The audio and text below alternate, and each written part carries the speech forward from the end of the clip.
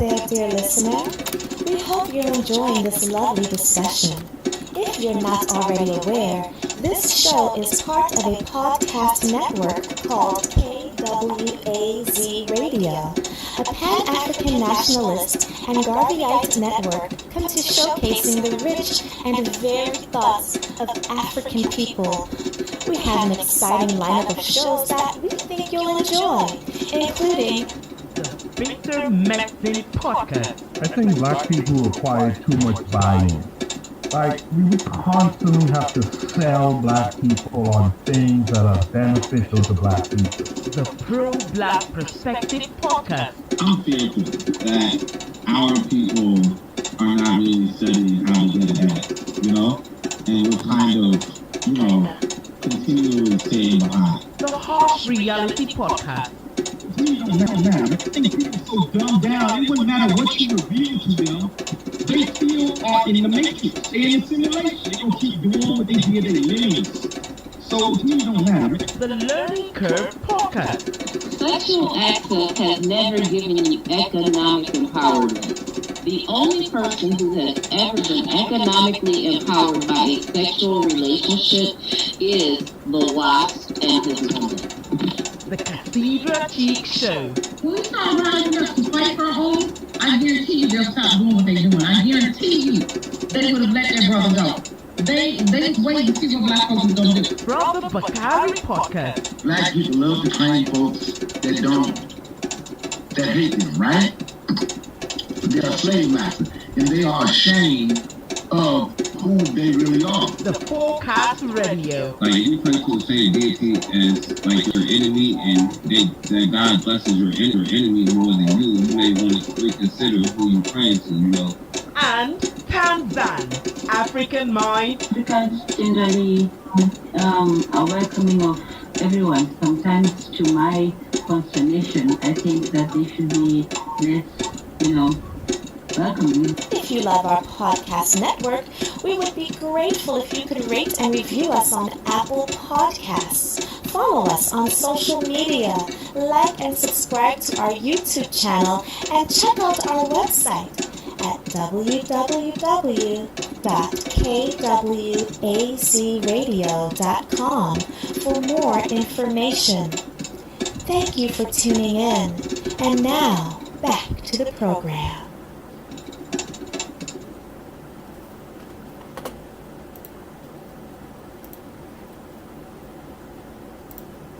All right. Peace, family. So that was complicated. I found the problem. Apparently, in trying to fix this YouTube comments, I accidentally put the YouTube link.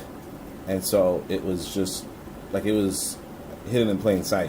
Like, the YouTube link wouldn't load here on the one hand. On the other hand, basically it just wouldn't load. So because it wouldn't load, it wouldn't show, I couldn't see that it was there. But at the same time, it was loading the audio.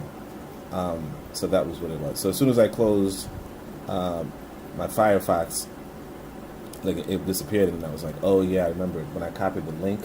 Because usually it doesn't matter. Anyway, live from Tanzania. What? Shout out to Matrons here.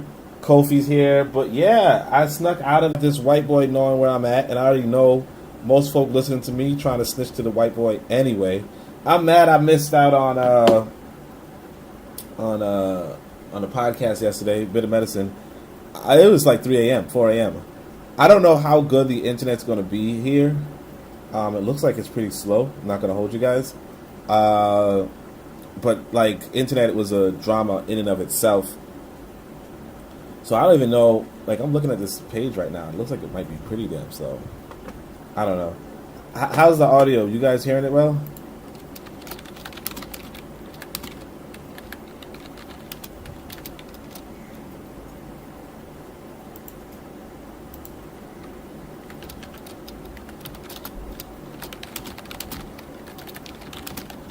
I'm seeing it says YouTube is not receiving enough video to maintain smooth streaming. As such, viewers will experience buffering. Not going to hear long, but you fully... Not going to be here long, but you fully repatriated? Nah, you know I can't fully repatriate. I'm going to, you can't really fully repatriate. I was just capping. Only because look, you don't have citizenship. Unless you have citizenship, you cannot. You can't really repatriate. You know what I mean? You can visit on a visa for 90 days, and then you can extend it whenever. I have a little bit of issue that I can't necessarily extend it whenever I want because, like I said, I'm like my son's primary caretaker, so his mother is probably going to be against that. If she wasn't, then yeah, I would have definitely repatriated. But it's not really up to me per se. I'm thinking I'm going to just full disclosure. I think I am going to try to work out a way for like my son to have split time between us. You know what I mean? So that when he's with me, he could be in Africa, and when I'm not, basically when I'm not with him, I can still be in Africa. But I never, unfortunately, I never worked it out. You know what I mean? So because I never worked it out, it's like right now, if I would have just dipped to Africa with my son indefinitely, like that's called kidnapping, and the American government could force me. Well, I mean, basically, the American government would use actions against me. You get what I'm saying? And so, even if I were to be okay, renew my my passport, I mean, renew my visa, Tanzania might say no or something like that. You know what I mean? Kofi says it sounds expensive. Yeah, it's expensive as shit. And that's the problem. It's that's why I keep telling y'all, don't even start a family. If where you want to be is where you should start a family. I made the mistake of starting a family where I don't want to be. Right? Technically, even with the woman I didn't want to be with. So that's where you can run into a problem. You do not want to,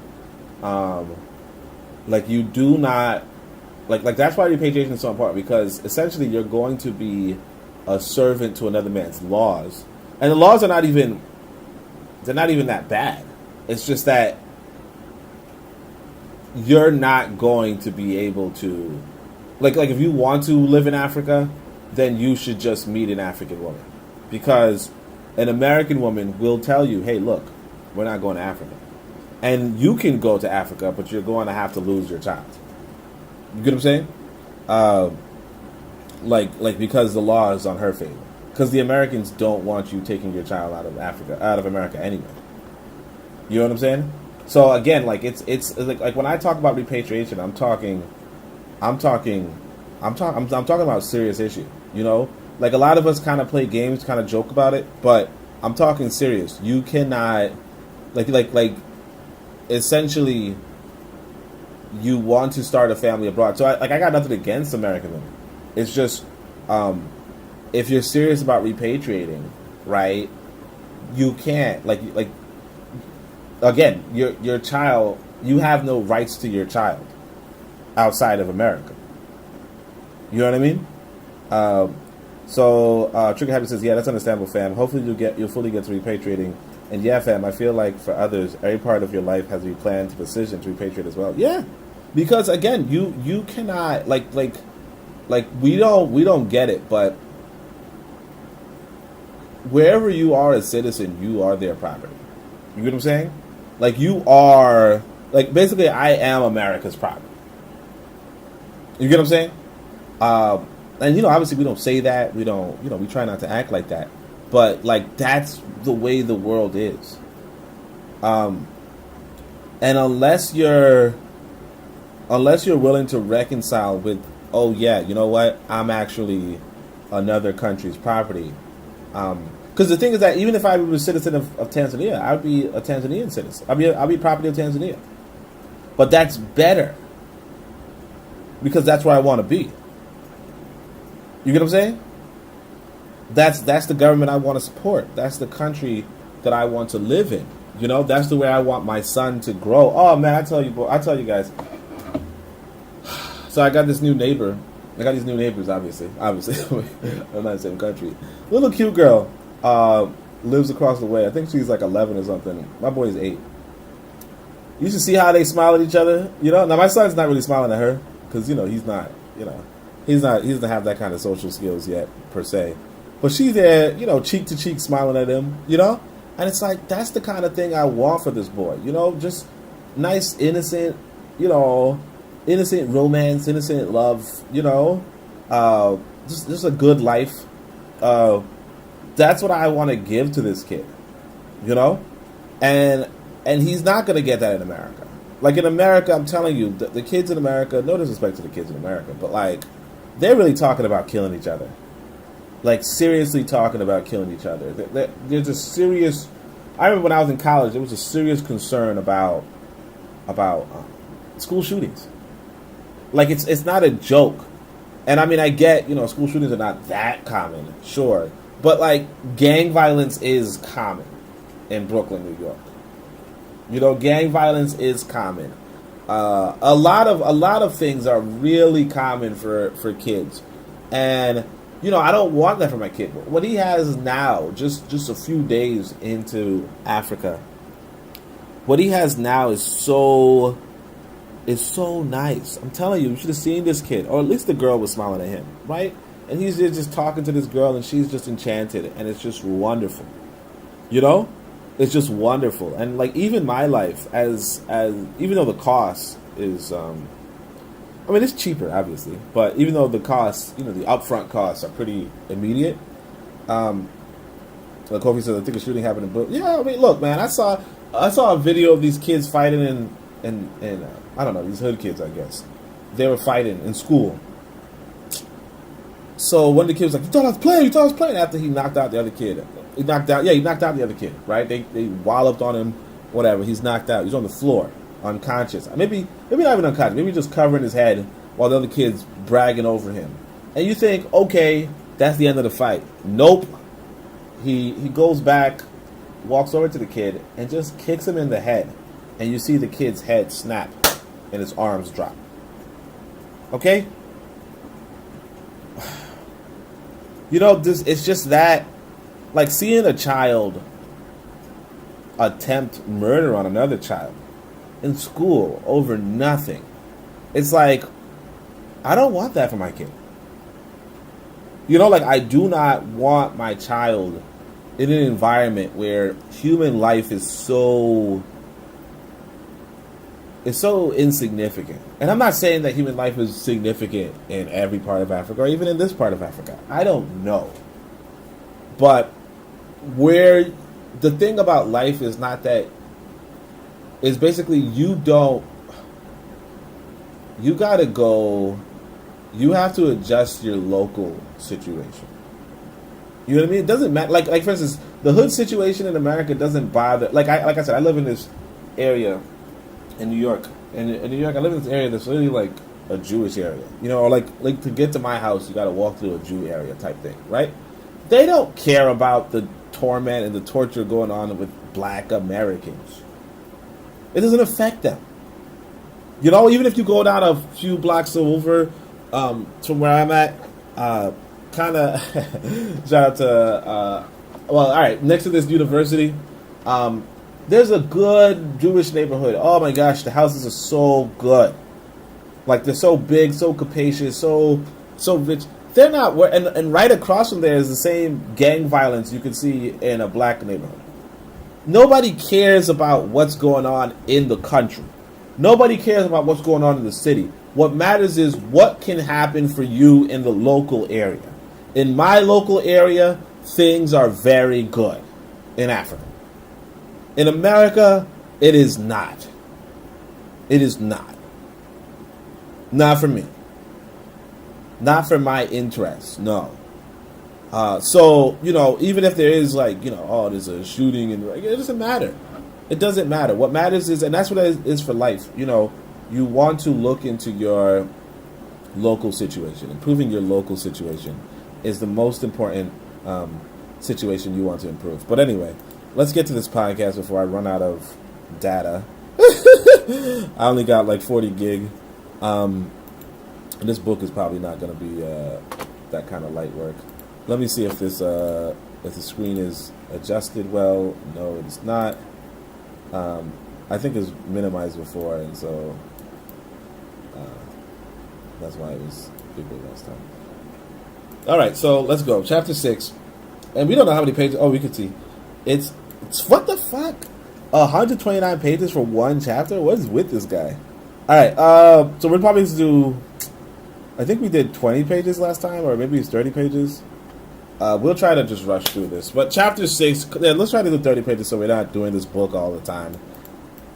Tanzania is so good, though. I kind of want to talk about that, but it is what it is. Chapter 6, Colonialism as a System for Underdeveloping Africa. The black man certainly has to pay for carrying the white man's burden, says George Padmore. In the colonial society, education is such that it serves the colonialists. In a regime of slavery, education was but one institution for forming slaves. Statement by Freelambo. So you guys know about Freelambo. Yeah. So he's like, colonialism is a system for underdeveloping Africa. So the supposed benefits of colonialism in Africa. So again, he just keeps, oh yes, they're not really benefiting us. And that's the thing about life, man. Like, people don't understand. That's the trouble with this whole, I don't want to say American, maybe Western mentality. It's like, okay, the West told you that they're trying to improve you, but they were lying. I mean, they were lying. Yeah, like, and you should never believe somebody, a total fucking stranger no less, coming along saying, hey, I'm going to help you. And then the stranger's the only person with money. You know? The stranger's the only person with money, but you somehow think that he, like, come on, like, it should be damn obvious. When they're cutting off your damn hands, right? Like, when they're cutting off your damn hands, it should be damn obvious. When they take your land, it should be obvious. There's no reason to spend 100-something pages on, there's no reason to spend 100-something damn pages on whatever. I sent my son on an errand. I'll tell you, his life is good here, man. Alright, supposed benefits of colonialism to Africa. Faced with the evidence of European exploitation of Africa, many bourgeois writers would concede at least partially that colonialism was a system which functioned well in the interest of the metropoles. Duh. However, they would then urge that another issue is to be resolved is how much Europeans did for Africans. That is necessary to draw up a balance sheet of colonialism. On that balance sheet, they place both the credits and the debits, and quite often conclude that the good outweighed the bad. That particular conclusion can quite easily be challenged, but attention should also be drawn to the fact that the process of reasoning is itself misleading.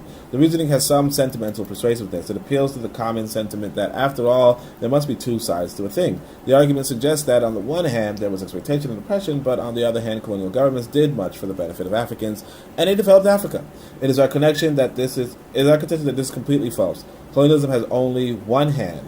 It was a one-armed bandit. Now again, all right, we'll see what his argument is, but it's not like again,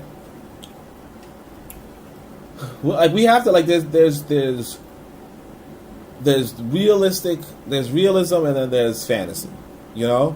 So if you say that an industrial economy is not beneficial, is not better than a agricultural economy or agrarian economy or a hunter-gatherer economy, then that's fine. You know what I mean? That's fine. But it's like honestly, this same argument could be placed between the agrarian economy and the hunter-gatherer economy. Like, basically, different economies, like the economies do. I mean, if you follow what the Marxists are saying, the Marxists are saying there's this thing called dialectical materialism, right? Basically, this idea that one economy replaces another, and in that economy there's a conflict, there's exploitation and oppression, but eventually the other economy, the better economy, according to the Marxists, comes about. And it's not like, again, I don't know. I mean, I'm not living an agrarian life. I'm living a thing. Maybe the agrarian life is better, right? And maybe the things that we think are good, like internet and computers and restaurants and all that kind of stuff, maybe that's worse. Maybe. But I think the trouble is this. I'll say it this way, in fact. one time I was in America, right? And this guy, I think I was like, hey man, we should boycott these grocery stores. And then he says, well, where would you get food? And I kind of, like, again, I was kind of on my, my hotep, if you will, or whatever you want to call it. I was kind of just, there's trees around us. We could pick fruit. You know what I mean? Like, it's not, and it's like, at the time, I thought that was a perfectly reasonable response at the time. And he was like, I'm not picking no fucking fruit. And, realistically, what he said was pretty damn reasonable. A modern day African, if you will, is not going to pick fruit. It's not saying that he's not going to, but a person who goes to a convenience store or goes to a grocery store, you telling them that they can now pick fruit is not necessarily offering them an improvement on their situation. Now, look, when I went to Jamaica, my son and I, we went to a mango tree on a relative's property, and we just shook the tree. We used a stick and all that kind of stuff. We gathered the mangoes off the floor, and we had good mango. That's a thing. That's a reality. You can do that. It's fun. It's fine. It's okay. But to suggest that everybody is going to just revert back to picking fruit or picking up, like it's just, it's not too realistic. And so because of that, the argument of, getting out of an agrarian economy was not a benefit to African people, right? Like, that argument may hold for you if that's how you feel, but it might not necessarily hold for other people. That's what I was going to say. I forgot to read Revolutionary Matrons. The Americans don't want you to remove their slaves. Yeah. And that's what I'm saying. My son is going to be a slave in America, it seems. And there's not much I could do about it. And it disappoints me, but, that's what I get for impregnating an American woman in America. You know what I mean? That's what I get. Anyway. So what did colonial governments do in the interest of Africans? Supposedly they built railroads, schools, hospitals, and the like. The sum total of these services was amazingly small. Now again, you know what I mean? Like, again, it's really up to you whether you think these are small. It's like, and that's the trouble. It's like, how realistic. Now, you have to make an argument. But again, it's like, the thing about African people, and not just African people, really, but the thing about every people who engage the Westerners is that they actually do like what the Westerners can make. They actually do want schools. They actually do want hospitals. They actually do want railroads. So, if we say, years later, you gave us a school, so you're bad. It's like, but you begged for the school. You know what I mean? You asked for the school. Like literally, you were willing to sell people for the schools. Like you have the Congolese king who was like, hey, can you guys come here and build these schools for us, build these railroads? And the thing about China, if you look at China was devastated too, but they build their own schools, railroads, and hospitals. They have a culture that's ancient compared to most, and they even westernized in a sense, or quote unquote modernized, if you will. But it's just, and again, I'm not saying that it's a good thing. I'm not saying it's a bad thing. It's just, to what extent are we being truthful versus to what extent are we just trying to make an argument? Because the trouble with the argument is this: it's not going to work for most people. You get what I'm saying? So the people that if you want to convert people, you want to be honest, or you want to be strong in your argument. So it's different. It's what, like, for instance, the Chinese don't say, oh, the Westerner gave us nothing. The Chinese say, we can build our own things. And they go and they prove it.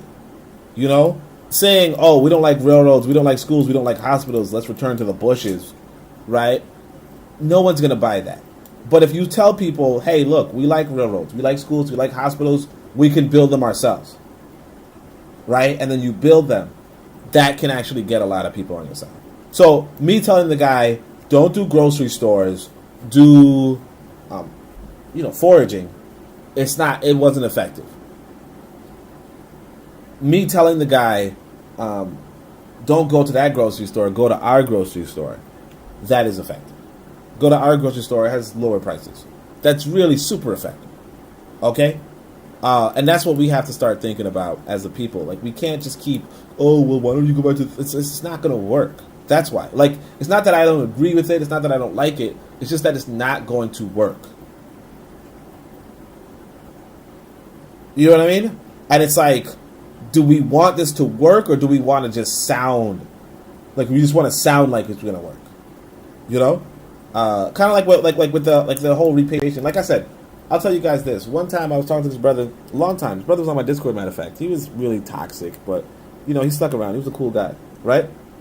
Eventually, though, years later, I think I had to, I think he was just wilding too much. Like, too much ADOS, too much FBA shit. So I said, look, man, take a break from social media. I guess he didn't take the break. He got even crazier. He started saying a bunch of fuck shit. Like, I hate Africans and all that kind of stuff. Whatever, right?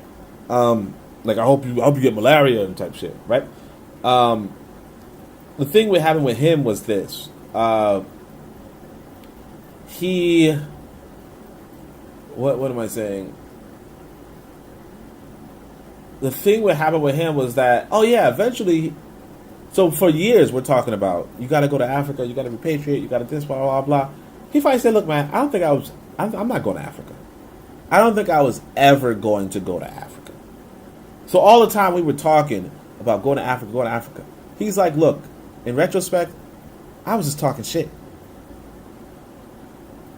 And that's the reality about our situation. Most people are just talking shit. They're just saying what they think sounds good. Even when I was like, we could pick trees. Like, it's just me talking shit. Sure, would I pick a tree? Do I pick trees? Sure. But do I not like a fucking grocery store? No, of course I like a grocery store. Of course I like a grocery store. Anyway, a little bit of tangent. Let's see what the chat is. So, for the first 3 decades of colonialism, hardly anything was done that could remotely be termed a service to the African people. It was, in fact, only after the last war that social services were built as a matter of policy. How little they amounted to does not really need illustrating. After all, the statistics show that Africa today is underdeveloped, and today's underdeveloped are the statistics representing the state of affairs at the end of colonialism. For that matter, the figures at the end of the first decade of African independence in spheres such as health, housing, and education are often 7 times higher than the figures inherited by the newly independent government.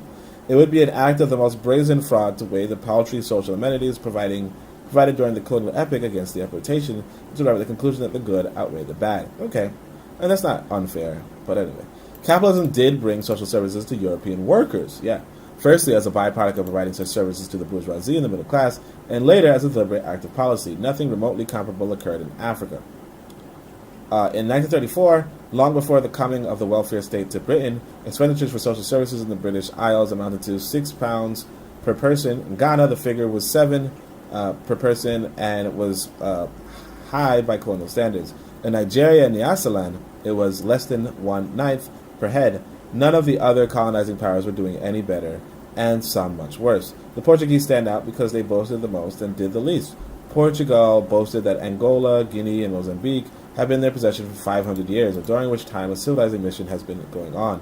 At the end of the 500 years of shouldering the white man's burden of civilizing African natives, the Portuguese had not managed to train a single African doctor in Mozambique, and the life expectancy in eastern Angola was less than 30 years. Oh, that's sad. Anyway. As for Guinea-Bissau, some insight into the situation there is provided by the admission of the Portuguese themselves that Guinea-Bissau was more neglected than Angola and Mozambique. So this is important data. So I might have misspoke earlier, but still, this is important data. The life expectancy is always an important reflection of society. And the thing that we don't understand about, that's something that something that we don't mention enough. But the people of Mozambique, in fact, if you would know what their life expectancy was before colonialism by the Portuguese, you might be a little shocked. But the life expectancy in Mozambique before the Portuguese or pre-colonial Africa was 90 years old. You know what I mean? Let me show you guys that.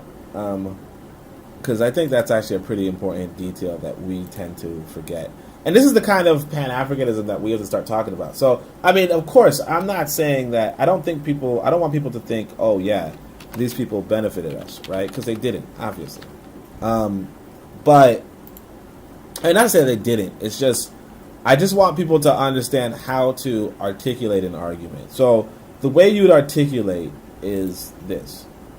You would, yeah, let me show you guys. So this is an article on my website, The Secret to African Longevity. And you see, the reason why I got into Pan-Africanism partly is because a lot of people don't read. And so if you don't read, you don't learn, pretty much. So this was August 18, 2012. So that was over a decade ago, right? Anyway, so this is an article I wrote over a decade ago. You see, I'm all blah, blah, blah, community centers, blah, blah, blah, right? So it's about longevity, about how long people lived once upon a time. In ancient Ethiopia, for instance, Herodotus, in the history, he says, oh yeah, they lived to be 120. You know what I mean? Which is good. But then you say, what does that do at Mozambique? This is this it? Mutapa. Yeah. So, fast forward to... Oh, okay, yeah. So, in the book Ethiopia Oriental by Shoutouts, 1586 to 1597, 1597. So, in 1612, he reports his observations of the Mutapa Empire or Great Zimbabwe. So, I guess I said Mozambique, but it's Zimbabwe. It says, there he writes, it is common among these people to live to 90 and 100 years of age. You know? And the weird thing is this, even African Americans had, according to the census, U.S. Census, African Americans as centenarians outnumbered Europeans. Now, granted, I don't think their lifespan was longer, but like generally speaking, African people, if you were to look at it in a biological way, they're supposed to live longer than other people. So you see in 1900, they said 837 Europeans reached the age of 100, compared against 2,553, African Americans in 1900. And so in 1910, the numbers were 764 to 2,675. In 1920, it was like the ratio was decreasing. It was 1 to 3.5, then 1 to 2.5, then it was 1 to 1.9. So he says it's evidence that Europeans were growing in number, but when looking at the 1830s, 531 to 2110, this during our enslavement, no less, you see an excellent picture of the lifespan. So basically, during slavery, there were about 2,000 African people in America who lived past 100 years old during slavery, compared to 531 Europeans. But of course, now the life expectancy of African Americans is actually, and I don't think the life expectancy was longer for African Americans during the time of slavery, but there were more centenarians, which is interesting. Anyway, that was just a little bit of a tangent. I was just saying this because it's like, I wanted to compare. Basically, so this is a Portuguese guy, João dos Santos, and this is a Portuguese book, and he's recording in Great Zimbabwe, hey, you know what? These people live to be 90 to 100 years old. So life expectancy is a good indicator. It's not the only indicator, though. I do think that the technology that... I do think the Western technology is not... I don't think the Western technology is that bad. Because like I said, even sitting here in Africa, I can talk to people in the West, It is 7 p.m. now. You know what I mean? And I can, still talk to people across the world. Obviously not a lot of people, right? but still, I can talk to people across the world. So it's not like it's completely bad to say that the technology of the West is, blah, blah, blah. But obviously, when it comes to life expectancy, like, they really came here to kill you. They really came here to exploit you. Like, that was their main purpose. Furthermore, the limited social services within Africa during colonial times were distributed in a manner that reflected the pattern of domination and exploitation. First of all, white settlers and expatriates wanted the standard of the bourgeois oppressional classes of the metropoles. They were all the more determined to have luxuries in Africa because so many of them came from poverty in Europe and could not expect good services in their own homeland. In colonies like Algeria, Kenya, and South Africa, it is well known that whites created infrastructure to afford themselves leisured and afford enjoyable lives. It means, therefore, that the total amenities provided in any of those colonies is no guide to what Africans got out of colonialism. Now, again, the whites were supposed to, the whites were supposed to create an infrastructure to afford themselves leisure and enjoyable lives. What happens is this: they did that for themselves, and then African people looked on and said, "I want some of that too." And we did the same thing in America. Like the reason why I you think about the internet. If segregation didn't end in America, we wouldn't have the internet. Okay, we would not have the internet. We would not have televisions. And we have to just come face to face with that. We look on at their televisions. We look on at their airplane, their airplane travel. We look on at what they do, and we look at them enviously. And I say this because there's a book. One of the I think it was no, it wasn't Malcolm X's favorite book, but I think Malcolm X. No. Before Malcolm X, there's this guy named Richard Wright who wrote a book with this protagonist called Bigger Thomas, and he was the quintessential angry black man, before Malcolm X filled that spot, right? Anyway, so the thing about Bigger Thomas is that the book starts out. It's a good book, Native Son. The book starts out with him looking on at these airplanes, and it's just one of those scenes that it's hard to forget, right? He's looking on at the European technology, and he says, "Damn, I wish I could have that for myself." Right? He's looking at an airplane flying by, and he's like, "My dream is to be a pilot, but they won't let me be a pilot." You know what I mean? And if you pay attention to how particularly black Americans, but how black people talk, it's like they want what these white people have. So these white people are building this infrastructure for themselves, and they should. They're supposed to. And then we're saying, "Hey, look, I'm here. Give me some of what you have." But they're not supposed to. But they do. And I don't think it's enough, obviously. I mean, not saying enough. I mean, I don't think they should. I don't think they should, and I don't think we should ask them. But until we come to terms with that, because the Chinese are a good model, in the sense that the Chinese are like, we're not asking them. We're not asking them. The Chinese now have better trains than Americans. They have better trains than Americans. They have better buildings than Americans. They have a lot of better stuff than Americans. They do that not because they're asking the white man to do it for them, because they're doing it for themselves. And that's what we need to do. But we keep asking them to do for us. Even like sometimes you talk to people who are quote unquote radicals, and their whole thing is this: the white man should give us this in exchange for this. He should train us to be able to be his competitor. And it's like, he's not. If he does, he does. If he doesn't, he doesn't. He shouldn't. The white man shouldn't. I mean, I think I get why we would want him to, but he really shouldn't. Anyway, that's what I'm saying. We got no comments, and I'm barely even reading. I got 3 pages. Hey, in Algeria, the figure for infant mortality was 39 per 1,000 live births among white settlers, but it jumped to 170 per 1,000 live births in the case of Algerians living in the towns. In practical terms, that meant that the medical, maternity, and sanitation services were all geared towards the well-being of the settlers, and it's supposed to be. Similarly, in South Africa, all social statistics have to be broken down into at least 2 groups, white and black, if they are to be interpreted correctly. In British East Africa, there were 3 groups. Firstly, the Europeans who got the most, then the Indians who took most of what was left, and thirdly, the Africans who came last in their own country. And again, it's not your country. As soon as you realize it's not your country, then you begin to realize, like you don't call it British East Africa because it's your country. You were the population that, it's kind of like if the Native Americans were in America, the United States of America, saying that the United States of America is their country. It's not. And nobody would, like, if a Native American chief came to the UN and said, as a matter, like it just wouldn't even make any sense. But for some reason, we don't see it. In predominantly black countries, it was also true that the bulk of the social services went to whites. Of course, they built the infrastructure. The southern part they built that infrastructure that went to them. You know what I mean? I don't know. It's like. I mean, obviously, he's not alive to respond to me, but it's like talking to a wall. You know, the southern. I mean, obviously, it's like talking to a dead person. But the southern part of Nigeria is one of the colonial areas that was supposed to have received the most from a benevolent mother country. Ibadan, one of the most heavily populated cities in Africa, had only about 50 Europeans before the last war. For those chosen few, the British colonial government maintained a segregated hospital service of 11 beds in well-furnished surroundings.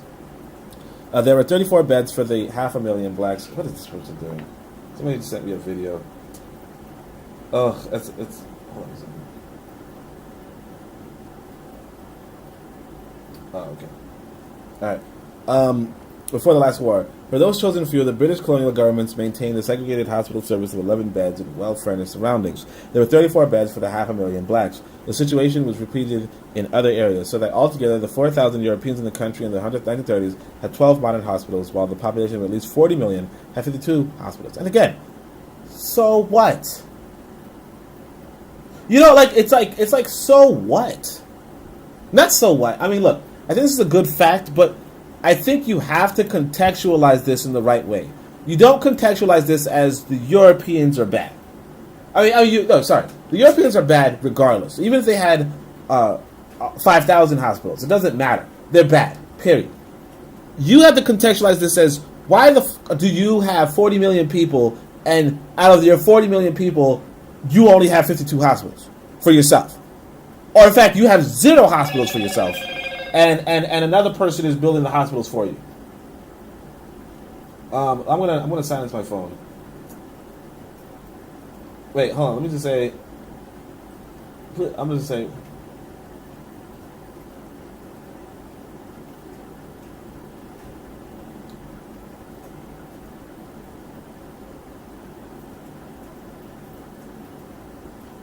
All right, sorry. It's basically whoever. Yeah, all right. Anyway, so the viciousness of the colonial system with respect to the provisions of social services most dramatically brought out in the case of economic activities which made huge profits, and notably in the mining industry. Mining takes serious toll on the health of workers, and it was only recently in the metropoles that miners had access to a kind of medical and insurance services which could safeguard their lives and health. Colonial Africa's exploitation of miners was entirely without responsibility. In 1930s, scurvy and other epidemics broke out in the Lupa gold fields of Tanganyika. That's where I'm at. I'm at Tanzania. Hundreds of workers died. One should not wonder that they had no facilities which would have saved some lives, because in the first place they were not being paid enough to eat properly. South Africa's, and again, I mean, I think you should pay your workers enough, but again, you gotta realize, like, you have to be of the mindset of, like, as soon as you understand what chattel slavery means, this doesn't bother you. You know, this doesn't bother you. Like, if you understand that white people look at you like animals, right? Not as human beings, but like animals, right? Then you realize how you look at animals, how you look at the chickens, how you look at the goats, how you look at the cows, right? Like in Africa or in Tanzania here, you could pass by an area that has chickens or goats or a cow. And the cow is just like, the goat is like, I just saw a goat who was just tied up on a pole, you know, and you know he not tied up on a pole, but like, you know, they have a leash. They're on a leash, and the leash is attached to a pole, and that's their whole life. The whole life of the goat is to just be on a pole. Maybe they go walking occasionally, but that's their life. You don't care about the quality of life for these freaking goat. If an epidemic breaks out and it kills all the goats, an epidemic broke out and killed the goats, what are you gonna do next? You're gonna buy more goats. Like, they are just beasts of burden for you. They're just something that you're raising to profit off of and eat eventually. That's all they are. They're not your social equal in any sort of way. They're not what you build your societies for. You don't build hospitals for these goats in the same capacity that you build hospitals for humans. You put all your resources into the humans. You don't really put your resources into the goats. That's what life is, and as soon as you understand, when I say chattel slavery, as soon as you understand how the European looked at you, he did not look at you as a social equal. He shouldn't. He looked at you as a beast that he can exploit. And when he looks at you like a beast to exploit, yes, the quality of your life is reduced. Just like the goat is a beast for me to exploit, that is an animal. Like I don't care about its quality of life. I don't. You know? Like, I didn't free that goat. I saw the goat and I said, wow, it's a goat. And I nearly took a picture. You know, I think I was going to put a picture, with Sister Lero. She likes goats. I was going to take a video with the goat and be like, is that me?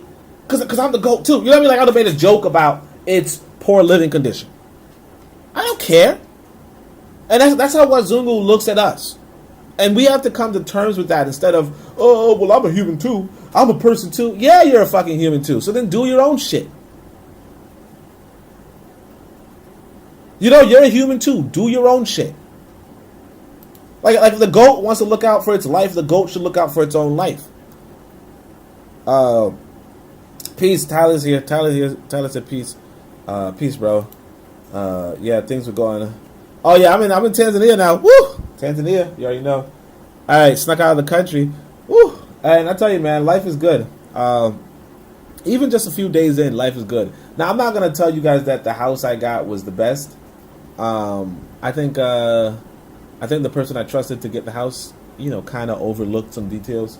Basically, didn't realize I was 6 feet tall, and the house was made for somebody who might be like 5 foot tall or something. So I'm gonna get another place, but there's other problems too. But like, yeah, life is good, and obviously I was going on the cheap side because my thinking was not to find a permanent residence. Like I said, because it's a good thing I didn't find a permanent residence when I'm not there. My thing was to just get a short-term residence, so I could just enjoy myself while I'm here, and then maybe get a long-term residence in the future. But anyway, South Africa's large working-class African population was in a sad state. The tuberculosis Commission of 1912 reported that in the shanty towns, scarcely a single family exists in which at least one member is not suffering or dying from tuberculosis. Hospital services are so inadequate that incurable tuberculosis in other cases are simply sent home to die and spread the infection. In some areas, a single doctor has to attend to the needs of 40,000 people. The natives must pay for medical treatment. There is no provision for pauper patients. About 65% of the native children die before reaching 2 years. Yeah, that's sad. It's sad for us, but it's like, and the thing is this, I'll tell you guys this, even though I might be like, do your own thing, fix your own shit. Really, it's hard for people to fix their own shit. What we have to understand about what the Westerner did is that he took you off your land. So basically, you could have a stable situation on your own land, right? So if you have 50,000 people over the course of 50,000 kilometers, 50,000 square kilometers, right? Each person has a square kilometer, in a sense. And I'm not saying that exactly. Like, obviously, people would live together. So let's say 10,000 square kilometers, right? You have 50,000 people over 10,000 square kilometers, and that's including women and children, and all that kind of stuff, right? Life is going to be pretty good. You have a lot of land. The land produces an abundance. You can eat well. You can sleep well. You can have a good life, good functioning life. What happens is that these Europeans now take these 10,000 kilometers, 10,000 square kilometers of land, and they feed 50 people, right? But the 50,000 people now cannot survive. Okay? They just can't survive. And you could blame us, but it really wouldn't make sense to blame us in the sense that you lost the war. Okay? You lost the battle. What that means is that they now have your life, your land. Okay? They now have your land, and like they're left to die. Like, that's what happens when you lose. Like what happened to the Native Americans? Where are they? Like, where are they?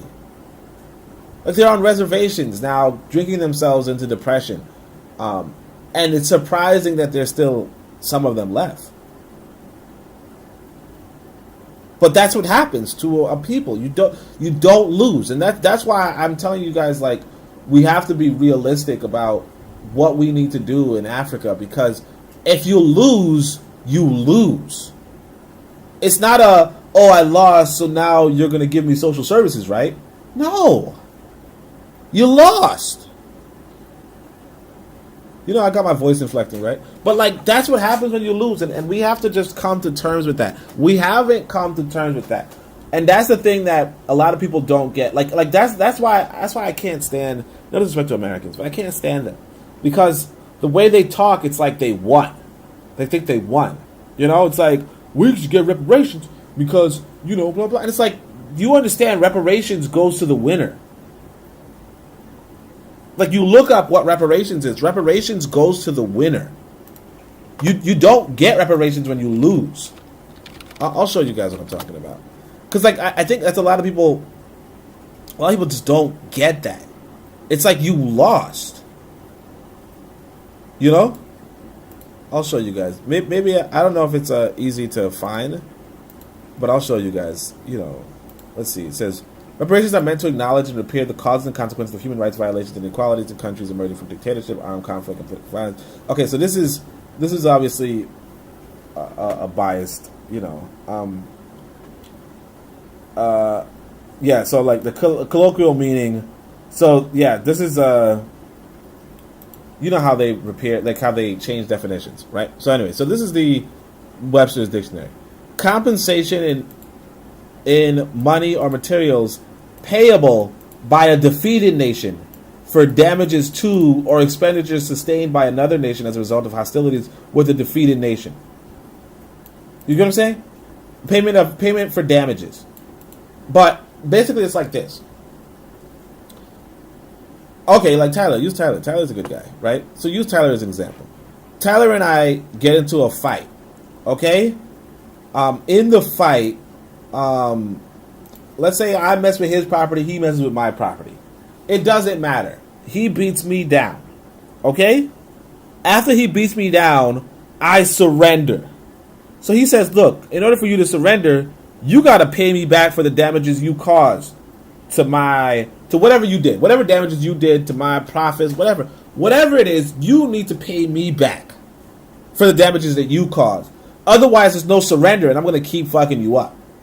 And I say, okay, I accept your terms of surrender. I accept your terms. I'll pay you back for what I did.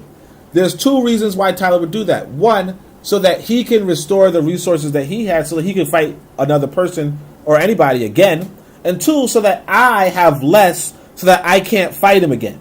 If you were to pay the person that lost, right, then they could fight you. You know what I mean? If Tyler was like, look, if I say, look, like me and Tyler are going to fight, he spends a lot of bullets, I spend a lot of bullets. If after the fight he said, look, Oni, I know I beat you in the fight, you surrendered, now I used 1,000 bullets, you use 1,000 bullets. So what I'm going to do is I'm going to pay you to the point where you can buy 1,000 bullets back. And I'm going to now be in debt, like I'm going to have negative 1,000 bullets, right? Then if I have 1,000 bullets, what am I going to do after I surrendered? And Tyler, you know, what am I going to do? I'm going to fight him again. And he's going to fight me with less resources than I have, because he's giving me his resources. So instead, what he does is he says, look, I'll take your resources so that now you have negative 1,000 and I have plus 1,000. So now I have an advantage. Reparations is to give the advantage to the people who won the fight. Anyway, let me read the comments. The farm. Oh, the restaurant. Oh, jeez. Ooh, I'm embarrassed. I went to that restaurant. I shouldn't speak too much because, you know. But yeah, I went to that restaurant. I might not be recommending it, you know. But I won't say much else. But yeah. So a restaurant, the farm, obviously, I told you guys, the farm got screwed over. You know, it didn't rain for like a month, and then all the crops burned up pretty much. And the person I was trusting to do it, I guess they used all the resources that I invested to because they wanted, a good payment. And yeah, so there's nothing left of the farm. Allegedly, they want to do some more with the farm, but I'm pretty much out. I'm just telling them, give me my money. And if they don't give me my money, it's whatever. I'm not planning on putting any more money in it. That's pretty much it. Anthony's here. Anthony says, peace to brother, peace in the chat. Yeah, peace to you, Anthony. I don't know if I've seen you much here before, but appreciate you being here. Definitely come through more often. Tyler says, that is why the plan here is to build manufacturing when we go there. Other groups build and add value, which is what the continent requires. Oh, your group builds and adds value, which is what the continent requires. But yeah. I mean, yes, exactly. That's what I'm saying. Tyler knows what's up.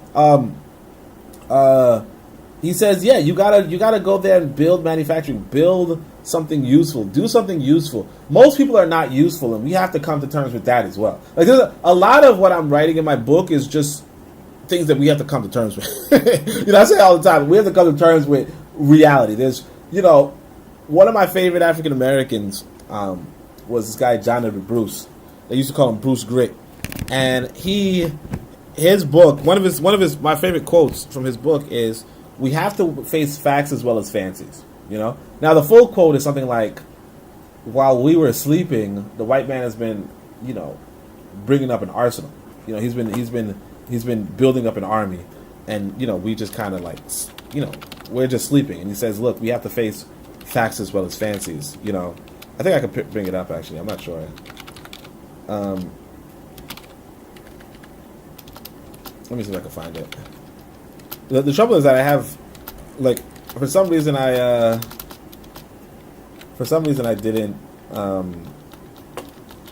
put all his quotes in one area.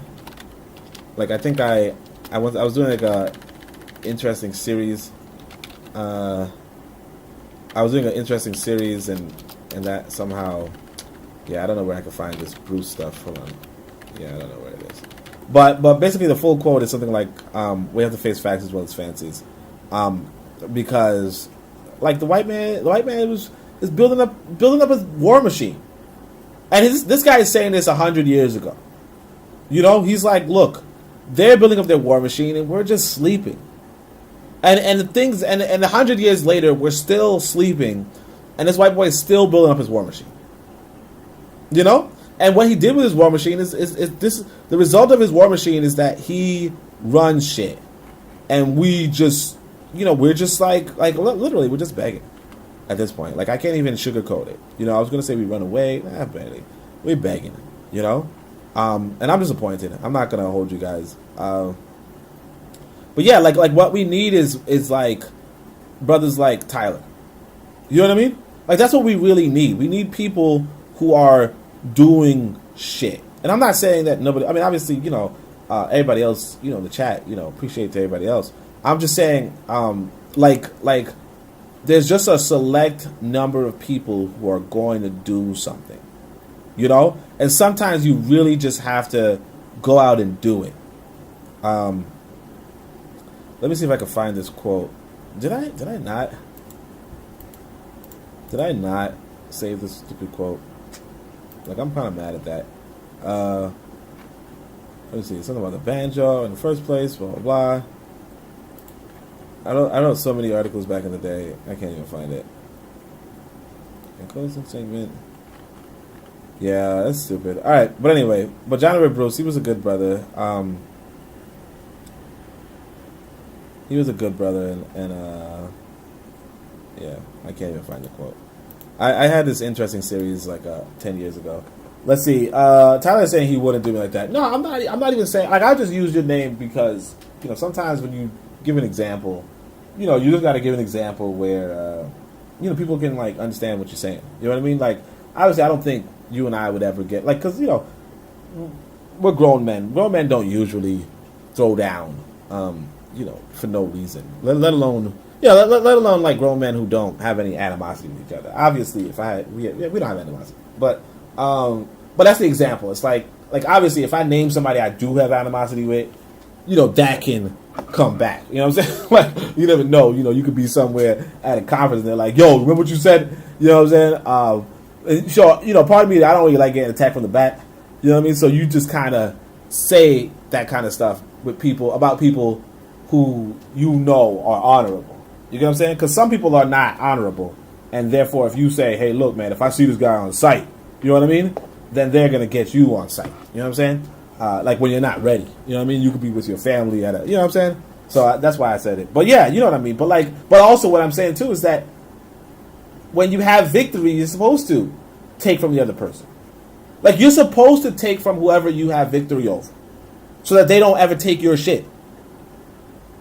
If you do not exercise your victory thoroughly, you will lose your victory. In fact, that's a quote.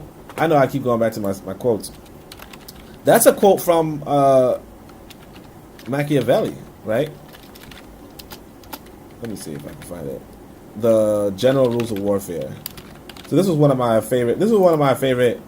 Of all the white boys, this was like one of my favorite white boys. I don't even like white boys, but this is one of my favorite. But he wrote this book, Art of War. So did Sun Tzu, right? Not to be confused with Sun Tzu. Machiavelli wrote Art of War, right? Another book called Art of War. And he's like, look, this is so important. Like, all these quotes, they're not really originated with him. He just collected them, okay? He collected these quotes, and they're really important. Some of these are actually in the book, the Pro-Black Companion, right? But he's like, look, here, this is it. Whoever pursues a routed enemy in a disorganized manner does nothing but become vanquished from having been a victor. So it's like, if you win a battle, and if you win a battle and then you disorganize yourself, like, basically, you being organized makes you win battles, okay? But if you disorganize yourself after winning the battle, you will become vanquished. So this white boy, when he comes to Africa to take your shit, he doesn't then, oh, okay, you guys are now fully integrated, you can live with us. No, because you're going to kick him out. And then, of course, 60 years later, you do. 100 years later, you do. It's like decolonialism is you kicking this white boy out. If you pay attention to the rhetoric we have, shout out to Brother Kofi, in fact, like, because he has a rhetoric, but you pay attention to our rhetoric. We want this Wazungu out. Now, bear in mind, Wazungu invested how many billions of shillings? It's just the same as like check out with Tyler. If Tyler says, look, I'm going to invest in Africa, right? He can, and he should, and I should. I can, and I should. But the reality is this. If we don't, like, what happens is this. The locals, like, if we don't become locals, like, if we keep our, like, for instance, if I kept my life inside of America, right? The locals might try to get me out of my money. Get me out of my, like, if I was pulling out a lot of money out of Africa, the locals might be like, oh no, we don't like this. And that's just the reality of life. And I'm an African. So I recognize this. So what do you think the Europeans recognize? And the Europeans are not investing, like, the little money I'm investing is okay. But the Europeans are investing big ass money. You're talking about mining and stuff. They're investing big ass money. Of course, they're trying to protect their investment. Part of protecting their investment is you're living in shanty towns. You have one doctor. That's how you protect your investment. If you had 1,000 doctors, you're not protecting your investment, because those well-fed Africans who have a bunch of savings under their name, they're not gonna fucking sit by as you win. They're not. They shouldn't. But if they're a bunch of beggars, yeah, they're gonna sit by. You know what I mean? Just think about like that passport bro was talking. He was like, he was crying. He was like, man, back in the day, if you had $40, you could get any woman, and now they're like $40 is not enough. Oh man, you guys are inflating the prices, right? It's like, yeah. If people, if you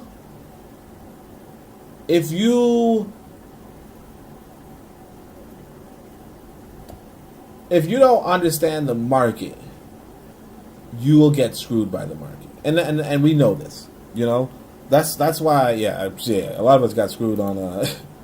I tell you, man.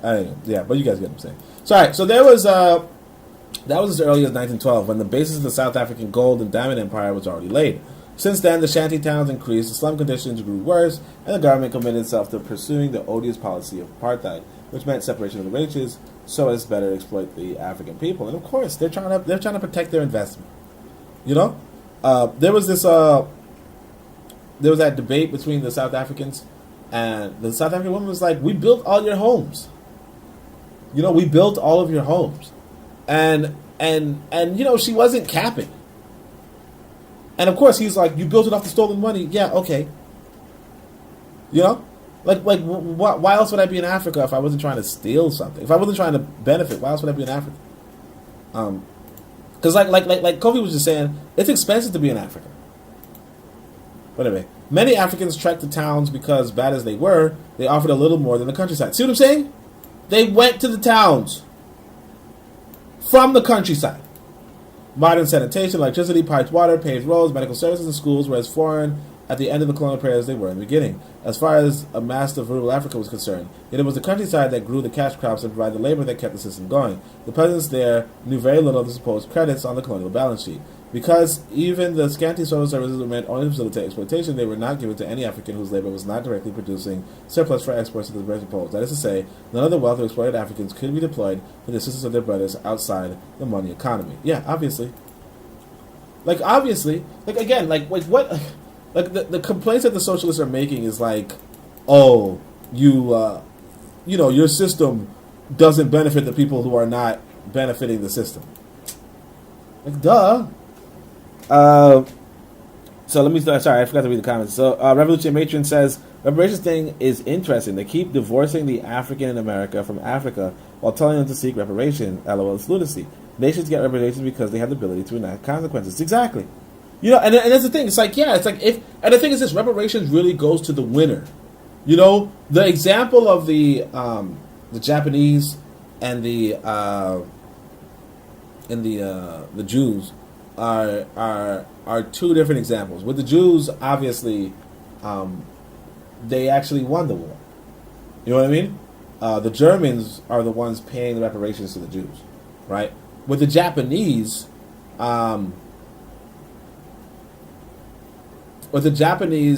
quote unquote Americans, like their situation, it seems like it's almost like it probably is the best example of an act of goodwill, you know, where the Japanese technically lost. Obviously, these were not Japanese citizens; they were American citizens. But the thing is that America took over Japan. I'm not 100% sure. I don't know if the Japanese government is actually paying the reparations to the Japanese Americans. I don't know, but I mean, like, again, that was probably like it seemed like it was just one of the. I didn't look into. I should probably ask. I asked the freaking AI at some point maybe. But with the Japanese Americans, that's probably the closest example you have of thing. But again, they were like American citizens. Like it's a little harder to say that they were Japanese people. You know what I mean? Like, it seems like they were American people, American citizens who were treated like Japanese citizens. But it seems like they were actually American citizens. So it's not like they were actually involved in the war. It just seems like they were falsely imprisoned and then paid reparations as a result of false imprisonment. You know what I mean? Like it doesn't really seem like they were the losers of the war per se, you know. It's just like a big civil rights abuse, in a sense. So like it seems like it might be a civil rights legislation thing. Yeah. Anyway, let me see. I think probably it might actually go up to 13. Anyway, all right. So Tyler says, there are many people that are useless in the world. There are people that do not have solutions. Yeah, most people are useless. You know, peace to Brother Bakari. Most people are useless, and we have to, like I said, like there's just things you have to come to terms with. You know, most people, and I'll say it this way, in fact. So in the book I'm writing, I say it this way. All right, all humans are born. Like, we're all born, obviously. We're all born dependent, as dependents, okay? Very few of us become interdependents now. You know? Like, very few of us become interdependents. But most of us become dependents. Like, most of us are dependents. Like, even if you think about a situation where, like some of us have, like some of us eventually get a hold of some resources, you know, or get a hold of some sort of invention, some sort of something, and then people begin to depend on us when we're not really depending on them. You know what I mean? Like, even in a nice, idealized family situation, right? Like, am I dependent on anybody in Africa? Right? Whereas if I were, you know, treating a woman or something like that, she might be dependent on me. You know, and there's nothing wrong with being dependent on somebody, but the thing is this, the people who are not, like the people who are dependent on people, like a lot of times dependency can be slavery. And that's an African proverb. A lot of times, well, they don't say a lot of times, they say dependency is slavery, but I wouldn't say that like a woman depending on a man is slavery per se. But a lot of people are dependent on, like a lot of times you can be abused for being dependent, and that's what we have as our people. I have 12 concurrent viewers though. That's surprising. I don't know what's going on. Tyler says you described my family. Yeah, look, I'll be honest with you guys. So basically, I came to Africa, and I said to myself, this time, I'm gonna try, you know, domestic life. You know, this woman is bringing me, like she's cooking dinner, she's cooking breakfast, you know, she's cooking lunch and all that kind of stuff. So it's good. It's good. Like I'm about to show you guys some videos of the food I'm getting. Breakfast in bed. This shit's nice. But like at the end of the day, it's like I bought the house. I plan on buying another house. You know, like am I dependent on her? Like I want to say, oh, I'm dependent on her because she's cooking me dinner. But it's like no, I can cook my own dinner, and I could ask anybody to cook me dinner. You know what I mean? It's not like I really need one person to cook me dinner. It's nice though. It's really good food. I hope she's not listening. I don't know where she is, but anyway, but like what I'm saying is that, yeah, like you said, like that's the family situation. Like you don't like a woman cooking for you is nice. It's excellent, but who's the replaceable one? Now, obviously, in the American situation, because of how little Black American men make and how much Black American women make, you will have that conflict where the woman is not dependent on the man in America, right? They're kind of codependent, but they're not really codependent. Like, I think one of the best songs, it's not a great song, but if you want to understand the American Black woman, right? Ironically, my sister Lero's, probably my sister Lero's favorite artist is Beyonce. And so Beyonce's song To the Left, right? To the Left is really like where the Black Americans' problem starts. Okay? That's where the Black Americans' problem starts. Brother Bakari is describing the Japanese thing. He says the Japanese had to agree that their military will not Japan. So they got money and basically agreed not to fight them anymore. Yeah. I mean, I think with regard to the Japanese, like the Japanese got, like, they really lost. I don't know if the Japanese, because I know the Germans are paying the Jews reparations, the American Jews reparations. I don't know if the Japanese government is paying the Japanese reparations, but I think they might be. I don't think the Americans are actually paying it, but it's possible the Americans are. But anyway, what I'm saying about To the Left, yeah, like that sort of thing where the woman says, look, you're like, don't you ever for a second get to thinking that you're irreplaceable, right? Now, what Tyler said, Tyler is like, look, I'm not irreplaceable. You know what I mean? Tyler's like, look, yeah, like his woman is like, no, I'll put up with your shit pretty much. I'm not saying Tyler's giving shit. What I'm saying is that she understands that he's an asset. You know what I mean? He's bringing most of the table. You get what I'm saying? And that's like when a woman thinks, oh yeah, he's bringing most of the table. She's okay with, you know, doing the little stuff for you, or doing a lot for you, really, right? But when she thinks, look, I don't actually need you here, right? Then all of a sudden, your situation is like you're gonna have difficulties. You know, like you're gonna have difficulties if she thinks that she can get more, or that you're replaceable. You know, that what you bring to the table is like, okay. You know what I mean? That's when you get screwed up. And I could even say that, I could have been in relationships in the past where I wasn't bringing much to the table, and like, yeah, it goes bad for you. You know, like the woman right now, she's like, hey, like, let's just say you as a gentleman, you could have liberties. You know what I mean? I don't want to say too much, obviously, but what I'm saying is that, yeah, like it's like if you like, 'cause it's like, yeah, you give me a house, you give me internet, you give me television, you give me, like the least I could do is cook for you. You know what I mean? But like the American woman, she could get her own TV, she could get her own house, she can get her own internet, she can get, most women in this country can.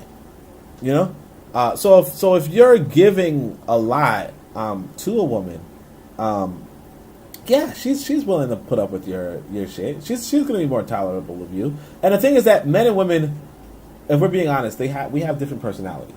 So a lot of guys are probably intolerable. A lot of women are low key intolerable, right? Not intolerable, but like you need a high level of tolerance to deal with people. But that high level of tolerance is exercised when, like, you're dependent. Like, even like my son, like do I have the best personality on the planet? No. Like my son, like obviously I don't want to say much because I'm obviously I have to start talking about custody, and my son's mother does stalk me, so I can't really say much. But what I would say is, I might not have the best personality. I might be like, hey man, close the door or something. I don't know, whatever, right? But he is like dependent, so it's like he's gonna put up with my shit, So let's see. Tyler says, other women see me as an asset because their livelihood is based upon me. My woman knows the dynamic and respects and honors it. Yeah, exactly. Because it's like, that's what we're supposed to be as men. We're supposed, like, if you're a grown damn man, you should be an asset. And I think men created societies in order to be assets. And not all of us are going to be assets, obviously. But that's where the African American situation is so bad for most of them, is because this white boy created this society for white men. And when he creates a society for white men, the white men are the assets. Now, obviously, some black Americans can be assets too, and they can get away with a lot of fuck shit. Like, look at that guy, what's his name? Fuckboy. He's a total fuckboy. But he could get away with that being a fuckboy because he's rich. Oh, Nick Cannon. He could get away with it because he's rich. And then I don't advise that kind of life, obviously. But if he was poor, or when he was poor, he couldn't get away with that fuck shit. Or even if he did get away with that fuck shit, the women would just look stupid. You know what I mean? Or the women would not commit to him. The women would be like, "Oh, you can't see your kid," or some stupid shit. They would treat him like shit. Like if he was like what was the Tyrone, if you will. Brother McCarr don't like when he uses Tyrone, but Tyrone is that he's treated like shit by his women around him, and he treats the women like shit, obviously, but he's treated like shit because he doesn't have anything. And the trouble is that women need things to survive. Women, just like men, need a house over their head. Women, just like men, want entertainment. They want to do things. They want to live. They want to enjoy life. And if you're not providing that, you're not providing that. Dang, I went from 12 to 4 people because I was talking about Me and my shit, boys. What is that noise? All right. Multiple examples. In retrospect, I hope that's not somebody coming for me. All right. Multiple examples exist to substantiate the above proposition. The most wealthy colonies received greater social services under colonialism. Thus, the Rand in South Africa and Katanga in Congo had to provide for their relatively large working class. For many years, they approached the whole matter indifferently, but in the final analysis, enlightened self-interest made the colonies realize that more could be gained out of the African workers who maintained basic health and who had some degree of literacy in industrial context. This was the same line of reasoning which had previously led to the capitalist class in Europe to be somewhat freer in allowing part of the workers' production to go back to keeping the workers alive and well. In the cash crop-producing countries of Africa, a similar situation existed whereby the tendency was for socio-economic services to decrease in colonies or areas which produce few goods to be shipped abroad. That accounts for the fact that Africans in Gold Coast, Uganda, and Nigeria could be considered as having been better off than those in Dahomey, Tanganyika, and Chad. While individual countries, I'm just going to try to read this because it's just a bunch of whining, honestly. And sometimes you just want to read to just get it over with. Not even, like, it's like, who cares? Like, it's like, if you don't understand how the freaking world works, if you don't understand how racism works, then it's like you're going to be confused. You're going to think that somebody traveled across the country just to benefit you, you know, while they have a family at home. You know what I mean? Like imagine if I had my son at home, like in America. You think I wouldn't want to put some resources towards my son in America? And the thing about me is this: I don't have a big family, or I don't really care for much of. Like, I don't really care for, like, not care for like that, but like my family doesn't really depend on me. Only my son. So, if anything, I would give to my son. But if I had a family that depended on me, I would give to them. You know, and these people, these Europeans, they had a whole bunch of people back in Europe who depended on them. You know, like if you think about Christopher Columbus. What does Christopher Columbus do? The thing that we have to remember about Christopher Columbus is that he talks to the Queen of Spain and says, "I want, 4 ships, a crew, and all that kind of stuff to go to India, I guess, and get like gold or whatever, bring back some goods, right?" He ends up in America. There are no goods. Okay? He has to find out, how can I freaking return to my homeland so they don't kill my family? Or how do I return to my homeland so I can live there again? And luckily, and unfortunately for the Native Americans, there was gold in Native America. So he's like, oh, okay, I can bring back gold. And that's how he was able to finance. But it's like, yeah, he's not going to use that gold to develop the Native Americans. Like, what kind of a story is that? He's going to borrow a bunch of ships from the Queen of Spain in order to build up the economy for the Native Americans? It doesn't make any sense. Or I think he landed in Hispaniola, or I guess they call it Haiti, right? He landed in Haiti, so he's just going to go to the Haitian, the indigenous Haitians, who again were not even African people. They were just indigenous Americans, right?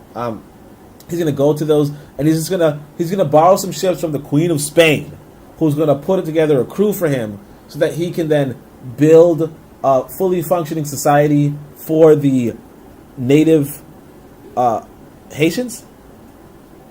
That shit doesn't make any sense. So anyway, within individual countries, let me just check out my...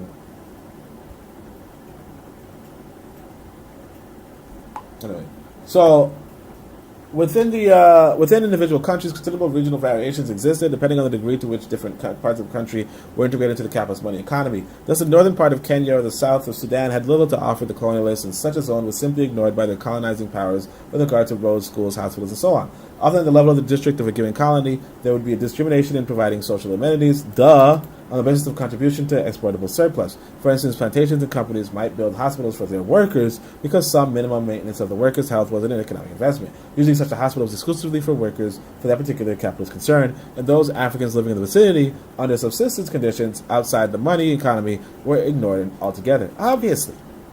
You know?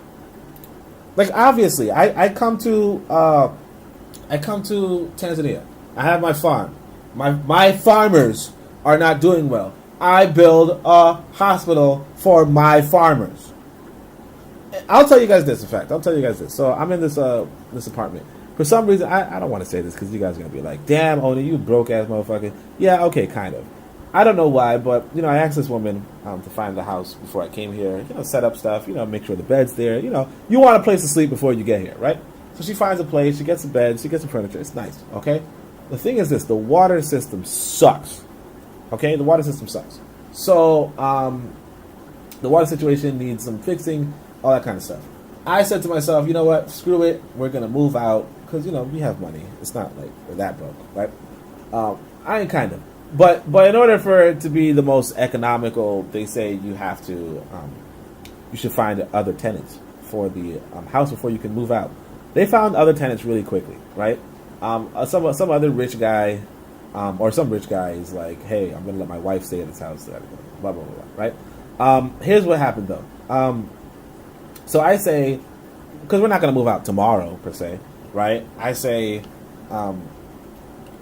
we should repair the water system. And so this woman, right? I can say my wife, why not? But she's not really my wife, obviously. I didn't get married that quickly, but let's just say my wife. It's nice to say, right? She's like, we're gonna repair the water system for the next tenants, right? Like, why would we pay for the water system for the next tenant? You see what I'm saying? Like it's just normal to not build for people who have no economic benefit for you. It's just normal to not build for other people who have no economic benefit for you. The socialists complain doesn't make any sense because nobody's going along with that. Very few of us are going along with that. If there's no economic benefit, like again, I might be able to build a farm and say, okay, here's money for a farm, go enjoy yourself. But I did that because I had enough resources at hand. Of course, now I'm kind of feeling it, I mean, I was feeling, what happened was this. I'll tell you guys what really went down. Okay, so my mother passed away. She kind of left some money for me, but still, she passed away, and she was a really nice person, really charitable, good woman. So, in honor to her, I would invest in people. I would give some of the money that she gave me to other people. You know what I mean? Because she was such a good person that I wanted to be a good person too. Spread the love. You know what I mean? So if you have that kind of motivation, then sure, you might do some charitable things. But most people do not have that motivation. And I wouldn't advise it because, like I said, I give away too much money to the point where some of my business in America is not doing well. Because I have this worker who's just not doing well. And that's fine. So it's like, yeah, I got screwed over in losing so much resources, but it's okay. I'm saying that mostly to say, a lot of people are not going to make that same mistake. A lot of people are not thinking in that same kind of manner, and that's normal. Expecting people to be selfish or selfless is not what's normal. Tyler says, everybody, make sure you guys give a thumbs up. So hopefully you guys can do that. Thumbs up. We got Bwana Hagaziki here. He's like, what's up, Kingston? How is Tanzania? Uncle B, you still vexed? Who's Uncle B though? but yeah, Tanzania is good, man. I tell you, man. Oh, you talking about Brother Bakari? Who's Uncle B? But yeah. Tanzania is good, man. Like I said, I got this nice woman. I mean, the house is not the best. But, the thing about life is really the people you surround yourself with. You know what I mean? It's really the people you surround yourself with. If you surround yourself with good people, life is good.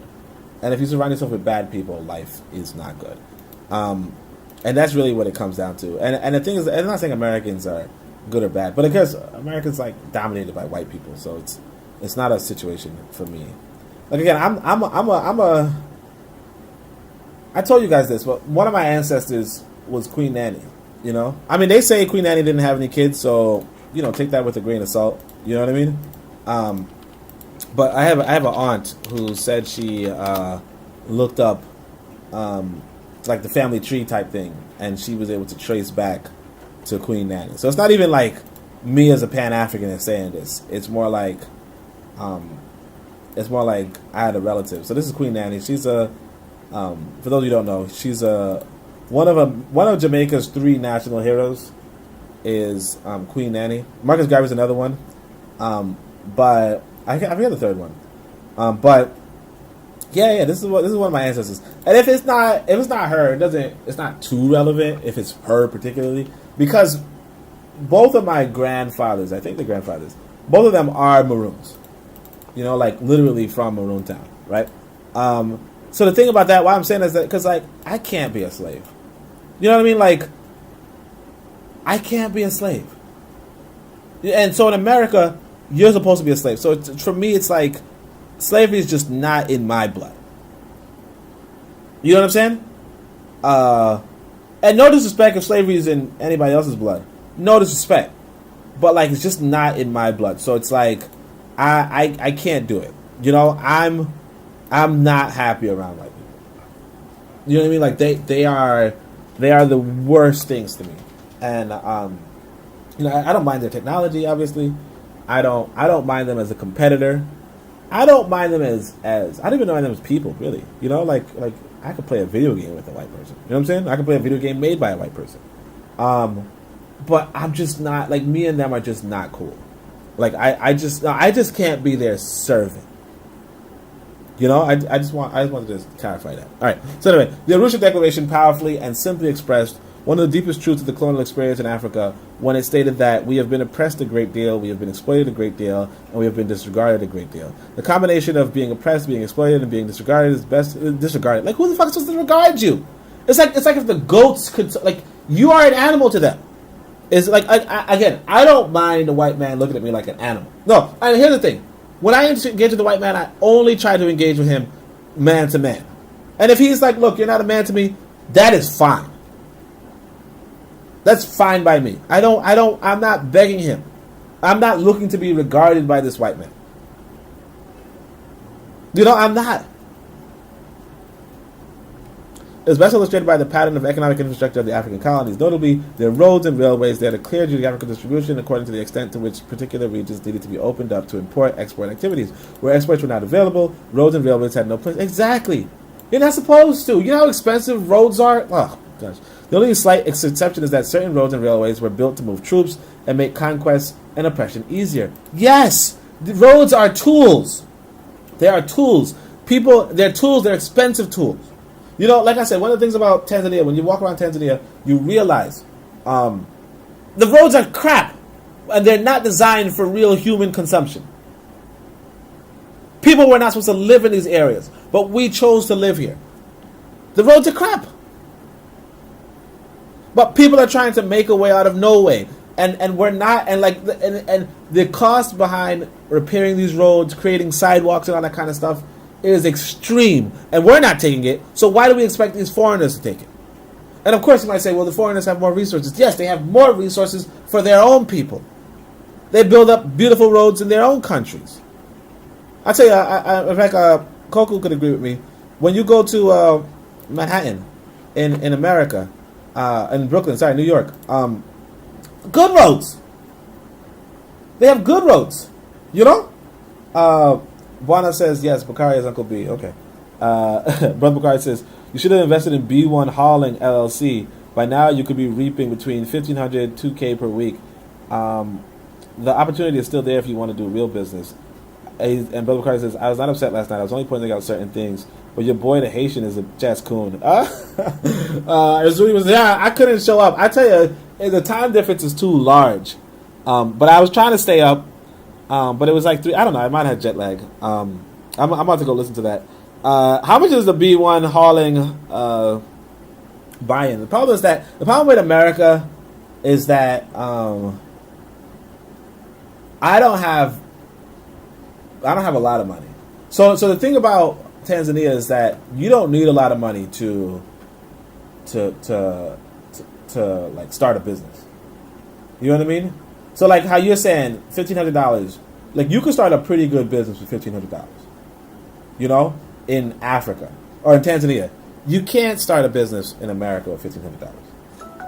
You know what I mean? And that's like the big difference. It's like technically I'm not, like I don't have money like that. You know what I mean? But in Africa, like you said, $1,500 is like you could start a business. You know, like if you talk about a trucking company, you could start a trucking company for $1,500. Whereas, like you're saying, you get $1,500 a week from an American business, but you have to have a big buy-in. So that's like I would have to admit that I'm not necessarily money yet, you know. Mostly, and you can probably tell why, you know. I mean, any guy who's not like I'm not like again like I don't. Me and Whitey don't have that kind of relationship where I'm making that much money from him. You know what I'm saying? And so like, and obviously if I'm, you know, I'm not really selling books, so you know, you know what I'm saying. But anyway, I shouldn't go into that because you guys are gonna feel it. You guys are gonna say something. All right. So means of communication were not constructed in the colonial period so that Africans could visit their friends. Yeah, exactly. Like, we're not. What are you talking about?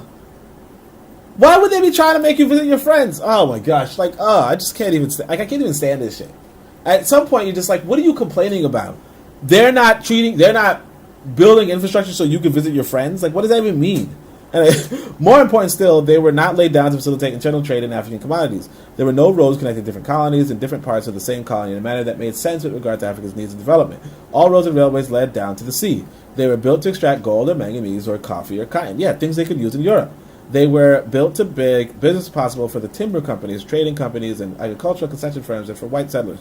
Any catering to African interests was purely coincidental. Yet in Africa, labor rather than capital took their lion's share in getting things done. While the minimum investment of capital, the colonial powers could mobilize thousands upon thousands of workers. See what I'm saying? This is the thing about Africa. With the minimum investment of capital, you can mobilize thousands upon thousands of workers. The one thing I can say about my restaurant is that there were 6 adults working there. You know? 6 adults working there, having a livelihood based off of the investment that I had. And again, the investment was tiny. But I could survive I could suffice for 6 people, and then I could also feed multiple people. You know? That's a good thing. Now, am I making a big profit from it? No. So I'm not doing like these white boys, but even so, you know? And part of the reason why these white boys could make a big profit is because they had the military infrastructure. Like obviously, if I said, "Look, you're taking this little money, whether you like it or not," that's different. But I can't do that, so that's what it is. Salaries were paid to police officers and officials, and labor came into existence because of the colonial laws, threat of force and the use of force. Exactly, this is what's important. Take, for instance, the building of railways. In Europe and America, railway building required huge inputs of capital. Great wage bills were incurred during construction, and added bonus payments were made to workers to get the job done as quickly as possible. In most parts of Africa, the Europeans who wanted to see a railroad built often offered lashes as the ordinary wage and more ashes for extra effort. Okay. So he's like, they killed them. Oh, lashes. They offered lashes for wages and more lashes for extra effort. I thought he said ashes. Right? Yeah. They beat people, and it's like you could do that if you win. Reference was earlier made to the great cost in African life of Congo Railroad from Brazzaville to Pointe-Noire. Most of the intolerable conditions are explained by the non-availability of capital in the form of equipment. Therefore, sheer manpower had to take the place of earth-moving machinery, cranes, etc. A comparable situation was provided by the construction of the Embakasi Airport of Nairobi. Because it was built during the colonial era, starting in 1953, and with U.S. loans, it is customary to credit the imperialists for its existence. But it would be much more accurate to say that the people of Kenya built it with their own hands under European supervision. And Makasi, which initially,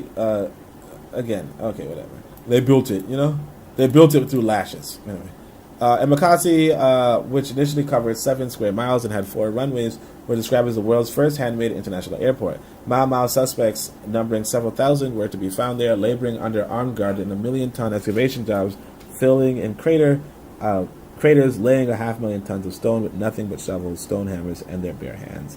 The financial institutions of colonial Africa were even more scandalously neglectful of indigenous African interests than they were with the case with the European-oriented communication system. The banks did very little, lending locally. Of course. Anyway. And British East Africa credit. I mean, again, it's good to document this stuff. It's just the weird thing to judge it. You know? It's weird to pass judgment. It's good to, like, again, when it comes to information, there's fact and there's interpretation. You know? Or fact and opinion. And opinion is not, this interpretation is not worth anything. The facts are good. And it's the same with white people. White people's facts are good. Their interpretations aren't shit. And that's why I can read a white person's book, you know? In British East Africa, credit to Africans were specifically discouraged by their credits to natives. Restriction Ordinance of 1931, of course. Insurance companies catered almost exclusively to the interests of white settlers and capitalist firms. Policy of colonial reserves and metropolitan currencies can also be cited as a service inimical. I'm saying it right. Inimical. Oh, weird. I never heard of that. To Africans, the currency boards and central banks which performed such services denied Africans access to its own funds created by exports. Instead, the colonial reserves in Britain, France, and Belgium represented African loans to and capital investments in Europe. Yeah. It is necessary to reevaluate the most glorified notion of European capital having been invested in colonial Africa and Asia. The money available for investment in the capital system was itself the consequence of the previous robbery of workers and peasants in Europe and the workers at large. So he's like, oh, they took the money from the workers in Europe, therefore there's not really European money. No, it is. And it's like they're not even taking the money. Again, I tell you guys make sure you listen to Harsh Reality Podcast. But one time, Harsh Reality Podcast had a conversation where they were talking about if a job offers them less money than they want, they don't take the job. Like if they're applying for a job and the job says, hey, look, you're only going to get so many, they don't take the job. And it's like you have to respect the negotiation. If you don't negotiate, like the workers of Europe do not negotiate for better wages. And you might say, well, they can't because blah, blah, blah. Okay, they can. You can't take my money. That's not my problem. You know what I mean? That's not my problem. You can't take my money. It's like if I go to this restaurant, now again, I might be a little bit, I don't know. But if I go to this restaurant and the workers are like, hey, you know what? We want to get 500,000 shillings a second. I'll tell them no. And it's like, okay. Like I don't see how them not getting $500,000 shillings a second makes me the bad guy. If I say, look, you're going to take this amount of shillings, that's it. And if you say you don't like it, then that's fine. I'll get somebody else. B1 Hauling LLC only needed help with fuel expenses insurance and reaching out to some load boards. Well, all right. Well, you can give me some more information. I don't know. Like again, I'm kind of broke right now, but I'll see. Because obviously, I need money. But anyway, well, we'll see. The money available for investment in the capitalist system was itself comes with the previous work, blah, blah, blah. In Africa's case, the capital that was invested in 19th century commerce was part of the capital that had been derived from the trade in slaves. The Portuguese government was the first in Europe to ship captives from Africa and the last to let go of slave trading. Much of the profit slipped out of the Portuguese hands and went instead to Britain and Germany. But the Portuguese slave trade nevertheless helped the Portuguese themselves to finance later colonial ventures, such as joint capitalist participation in agricultural and mining companies in Angola and Mozambique. As indicated earlier, many of the entrepreneurs from the big European port towns who turned to importing African agricultural produce itself into Europe was formerly carrying on the trade in slaves.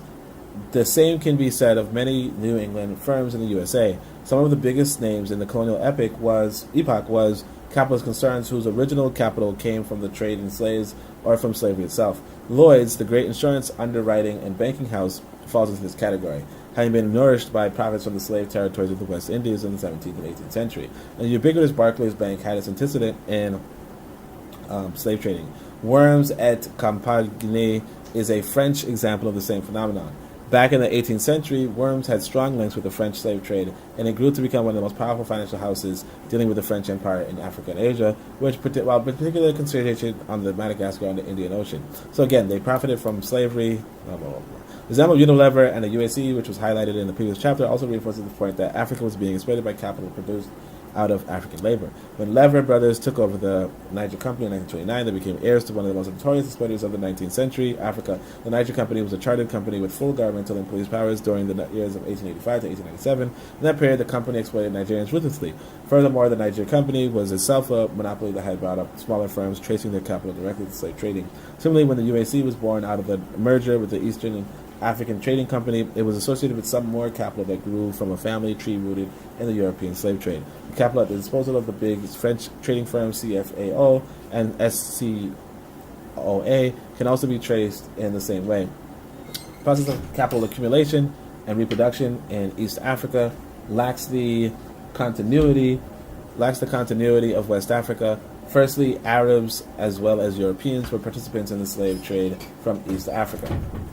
Secondly, the Germans intervened in 1885, although they had not been previously involved, while the French, who had led the European slave trade in East Africa during the 18th and 19th century, concentrated on colonizing the Indian Ocean islands rather than the East African mainland. Thirdly, German colonialism did not last beyond the 1914-18 war. Even so, on the British side, the capital and profits of the colonizing East Africa Company reappeared in the trading firm of Smith Mackenzie. Anyway, yeah, let me see what the chat's like. Oh, Crave, Forecast is here. Forecasters, what's up, y'all? What up, Forecast? All right.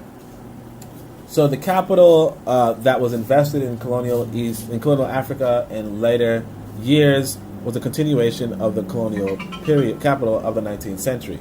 Along with new influxes from the metropoles, if one inquired closely into the origins of the supposedly new sources, quite a few would have been connected very closely to the previous exploitation of non-European peoples. However, it is not necessary to prove that every firm trading in Africa had first-hand or second-hand connection with the European slave trade with the early exploitation of the continent. It is enough to remember that Europe's greatest source of primary capital accumulation was overseas, and that the profits from African ventures continually outran the capital invested in the colonies. Now, again, that's the whole point of that's the whole point of a military. I want people to understand that too.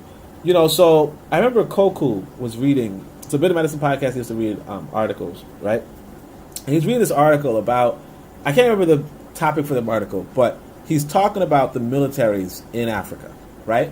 And in the militaries in Africa, the thing that the militaries would do was that they had these soldiers, and eventually, like, you wouldn't just leave your soldiers at home.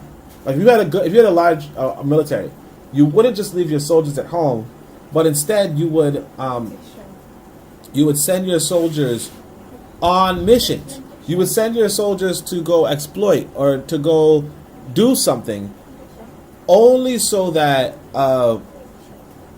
you would do that so that like your soldiers are not just there being bored or whatever. But the point is this, that you have to finance these soldiers too, right? And so the way soldiers make money really is they get paid by the state, obviously, or they get paid by their patron, obviously, but then they also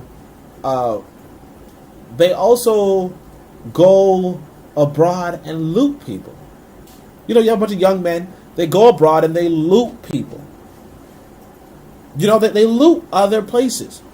And this was the reason why I bring up the article Coco was reading is because he's not talking about a European military exclusively. So we like to think of European militaries as the only ones that go around looting people. But like even African militaries, it's like you have this big army, you go and loot somebody. Now maybe you could say these were foreign, they were foreigners, like they were kind of on the foreign tip. I don't know.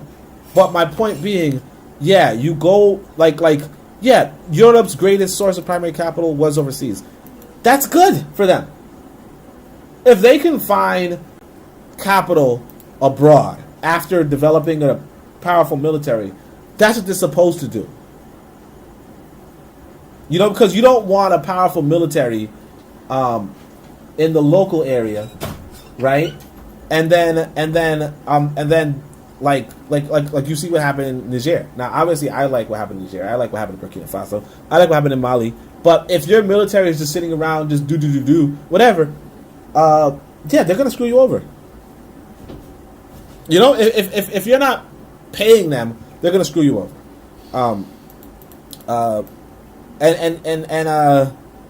Yeah, there's the story of Ram. So the Indian religion, the Hindu religion, is about this guy Ramasus. Isn't it Ramasus? That's a weird name. But if you look into that story, you'll realize that. Let me see if it's Ramasus.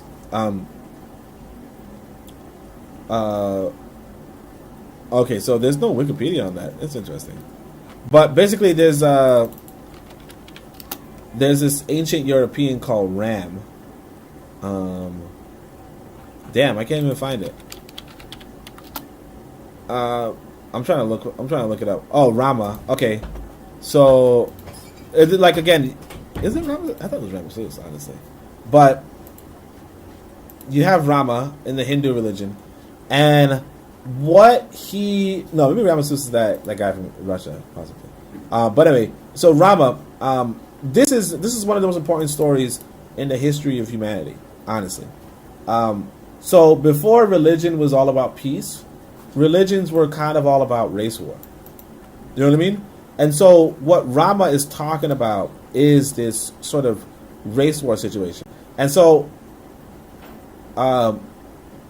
maybe it's not this Rama, but basically Rama in one of these stories, and maybe not this one, but in one of these stories, Rama unites the white people. Basically the white races are all fighting with each other in, Europe or wherever, right? They're just fighting each other. And Rama visits Egypt, and he sees how the blacks have this kind of unity type thing. And then he, I don't know if it's here, I don't see it. But, and then he kind of uses his, he says, look, instead of white people fighting, we should just take from the blacks. And that's how we can be a better people. You know what I mean? And that's really why, I can't find it here. Maybe I can find it another time for you guys. But I think the best book to read on that is what's it called? Is it Ramayana? That might be it. Ramayana. So the best book to read on this is the book Ancient Future. I think that's a really good book. Artist Impression of Ramayana. I think that's a really good book on thing. Now, granted, some people say that the British might have made up a lot of stuff in regards to Indian history. You know what I mean? In order to say, this or that. So it is a really complicated conversation, but Ancient Future is a really it's probably one of the better books in regard to that. I know I might have sounded like I'm a little distracted, but it is what it is. I don't know why I can't find this thing, but another time, obviously. Let's go back to the reading though. So let's see. Let me see if there's any comments. I know, I just keep bringing up pages. I kind of want to listen to the podcast from yesterday. I tell you, the time difference is immense. So it's like 8 o'clock right now, 8 p.m. right now. So it's really late. Anyway, so conservative, and I'm also running out of internet, which is interesting. You pay for 40 gig, but then you connect 10 devices. Oh, you know what happened though? I think I accidentally left. So I use a Steam Deck. So basically it downloads video games on its own. Basically I have video games on this computer. And so Steam would, if you connect to Wi-Fi, it would say, hey, you didn't update your games in a long time. So let's update your games. And so I might have accidentally updated a bunch of games that I don't even play. Because, I was let me just have, let me download these games before I go to Africa or whatever. And so, yeah, if you're downloading games, you're on Wi-Fi or some shit, yeah, it might have just ate up my, long story short, I bought 40 gig and I used 15 gig in one day, in 12 hours, you know what I mean?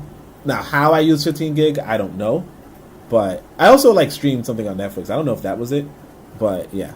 Anyway, so a conservative bourgeois writer on colonial Africa made the following remarks about the South African gold and diamond industry.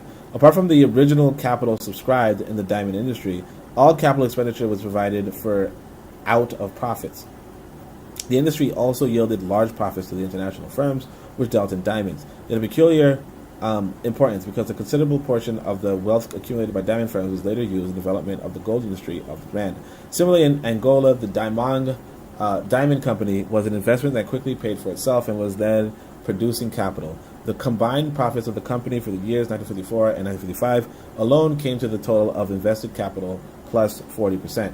The excess over investment and maintenance costs were, of course, expatriated to Portugal, Belgium, and the USA. Where the shareholders of Diamond were residents, and the Angola were thereby investing in those countries. In this sense, the colonies were the generators of the capital rather than the country into which foreign capital was plowed. Capital was constantly in motion from metropole to some part of the dependencies, from colonies to other colonies via the metropoles, from one metropole to another, and from colony to metropole. But because of the super profits created by non-European peoples, ever since slavery, the net flow was from colony to metropole. What was called profits in one year came back as capital the next. See what I'm saying? Profits became capital, and that's what it's supposed to be. And even progressive writers have created a wrong impression by speaking about capital exports from Europe to Africa and about the role of foreign capital. What was foreign about the capital in colonial Africa was its ownership and not its initial source. Apologists, and again, like you saying that it's not the Europeans, like because the European profited. It's like I come to Africa. Let's say I profit, right? If I then invest that profit into Africa, you telling me, oh, that profit is really the African, like, you know, but it's like, if it were, then why is the European there? You know what I mean? Like why are you, why am I here if you can make everything work without me? You know? Because if you could make everything work without me, why am I here? Or why is nothing working when I'm here? And like we have to come to terms with that. Like I said, I keep using that term, but we have to come to terms with this, and that's the trouble. It's like I keep saying we have to come to terms. It's like we're not existing in reality, and that's a big problem. That's a big problem. So apologists for colonialism are quick to say that the money for schools in Africa was provided by schools, hospitals, etc. in Africa was provided by the British, the French, or Belgian taxpayer, as the case may have been. It defies logic to admit that profits from a given colony in a given year total several millions dollars, and to affirm, nevertheless, that the few $1,000s allocated to social services in the colony was the money of European taxpayers. The true situation can accurately be presented in the following terms. African workers and peasants produced for European capitalism goods and services of a certain value. But again, if they organized it, it's worth something. It's like the trouble with the socialists is that they do not see value in the organization of things. You know, they don't see value in the bourgeoisie. But like, you can't function without the bourgeoisie. Like you don't have it. Shit, I shouldn't even. Like I said, I can't say much, but you know, again, like you add value as a manager. You add value as a owner. Like you add value as an organizer. And it's not just, the people doing the small labor. The organizer actually does a lot. And of course, if they do the initial investment, that's a lot too. You know, you might say, well, that money came from, that money came from somebody organizing. A small portion of the fruits of their efforts were retained by them in the form of wages, cash payments, and extremely limited social services such as were essential to the maintenance of colonialism. The rest went to the various beneficiaries of the colonial system. Obviously, you're supposed to profit yourself. Like, you're not supposed to just profit other people, least of all to the detriment of yourself. You know, a limited amount of your resources should go to other people. Absolutely.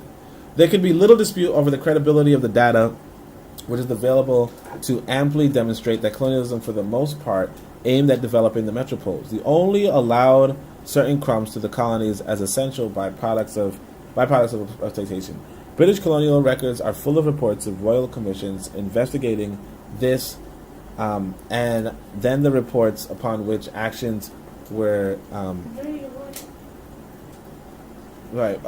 most aimed at developing the metropoles and only allowed certain crumbs to be colonies incidental by exploitation. British colonial records are full of reports of royal commissionaries investigating this, and then that the reports upon which action was seldom taken provided the best evidence of the appalling difference of the colonial regimes to the needs of Africans. In the 1930s, there were riots throughout the West Indies because of the insupportable suffering of the African descendants who were left stranded in those parts after slavery. The Royal Commission investigating the grievances found them so shocking that the full findings were not published during the war, lest they reveal that colonialism was hardly any better than the fascism against which Britain was fighting. It was out of the investigation that the idea of establishing colonial development and welfare, CD&W, was advanced. An act of that effect was passed in 1940, although it was not until 1944 that funds became available for CD&W loans to colonial administration. And again, just pay attention. This law passes in 1940, and by 1950, decolonization. within 10 years decolonization. But, there's a reason. The French also had their counterparts of CWW in the form of FIDES, set up in 1946. In the earliest days of colonial expansion, there were two kinds of explanations of motives coming out of the metropoles. One was very frank and appealed to the various chambers of commerce in European towns. It said simply that the Europeans were in the colonial game because it was damn profitable. Duh! And that was that. However, there were other elements who thought necessary to peddle a line about the welfare of the uncivilized natives. Now, obviously, they were lying. This was a continuation of early justification of slavery on the grounds that it carried the heathen Africans to Christian lands. As colonialism came under heavy criticism during the last decade, most deliberate efforts were made to whitewash it. Both CD and DOR were part of the public relations propaganda of colonialism, striving to mask and deny its viciousness. Overall, both FIDES and CWW were born of post-war conditions in Europe at the time when the Western European capitalist nations were desperately falling back on colonies to save them vis-a-vis colonial socialism and even from a competition with the USA. Mr. Bevan, a noted labor leader turned traitor to his class and spokesman for British capitalism, made the observation that the other two world powers, the United States and Soviet Russia, have tremendous resources. If Western Europe is to achieve its balance of payments and to get a world equilibrium, it's essential that African resources should be developed and made available. Any close study of the operations of CD and W and the FIDES revealed clearly that they had nothing to do with African development, but a great deal to do with the welfare of capitalist Europe. The so-called development funds for Africa went almost exclusively into the building of economic infrastructure and into the provision of certain social services. Other CD and W grants between 1946 and 1956, less than 1% were allocated to industries. In the case of FIDES, from 1957, the corresponding figure was less than 0.5%. Agriculture fared very little better, although that was, of course, the principal activity in which Africans were engaged. The colonial administration of Nigeria set up a 10-year plan with hopes of borrowing heavily from the funds. In that plan, the sum of £1 billion was voted for agriculture out of the total of £53 million. Most of the agricultural grants were to be consumed by constructing an agricultural school and for providing salaries for British experts. So again, let me just read this really quickly. So he says, Brother Bakari says, what's up, Forecast? Are you working today? Forecast says, yeah, I'm here now. Alright, so let's see. Other British colonies drew up 10-year plans which had the same deficiency as the Nigerian one, and indeed they were all apologists for the true economic plans, being nothing else but a series of disjointed projects drawn up by different government departments as extensions to their existing activity. Thus, the plans could not be expected to break any new grounds, and they completely ignored developmental features such as stimulating internal and intra-African trade. Of course, they're not trying to do that. A high proportion of development funds went into the colonies in the form of loans for ports, railways, electrical power plants, water works, engineering workshops, warehouses, etc., which were necessary for more efficient exploitation in the long run. In the short run, such construction works provided outlets for European steel, concrete, electrical machines, and railroad rolling stocks. 1/5 of FIDES funds were spent on prestigious public works in Dakar, which suited French industry and employed large numbers of expatriates. Even the schools built under FIDES funds were of unnecessary high cost per unit, because they had to be of requisite standard to provide job outlets for white expatriates. Incidentally, loans were tied in such a way that the money had to be spent on buying materials manufactured in the relevant metropole. The development funds were raised on the European money market by the governments concerned, and in effect, the national metropolitan governments were provided their own bankers and financiers with guaranteed profitable outlets for their capital. In 1956, the French government started a scheme which was a blatant form of promoting their own private capitalists, while paying lip service to African development and welfare. The scheme involved the creation of an institution called ESDAM, Financial Societies for the Development of Overseas Territory. ESDAM was nothing but an association of private capitalist interests, primarily in the oil of North Africa, and having large government subventions to achieve their goals. Hold on a second. I hear my kid having fun. Hold on a second.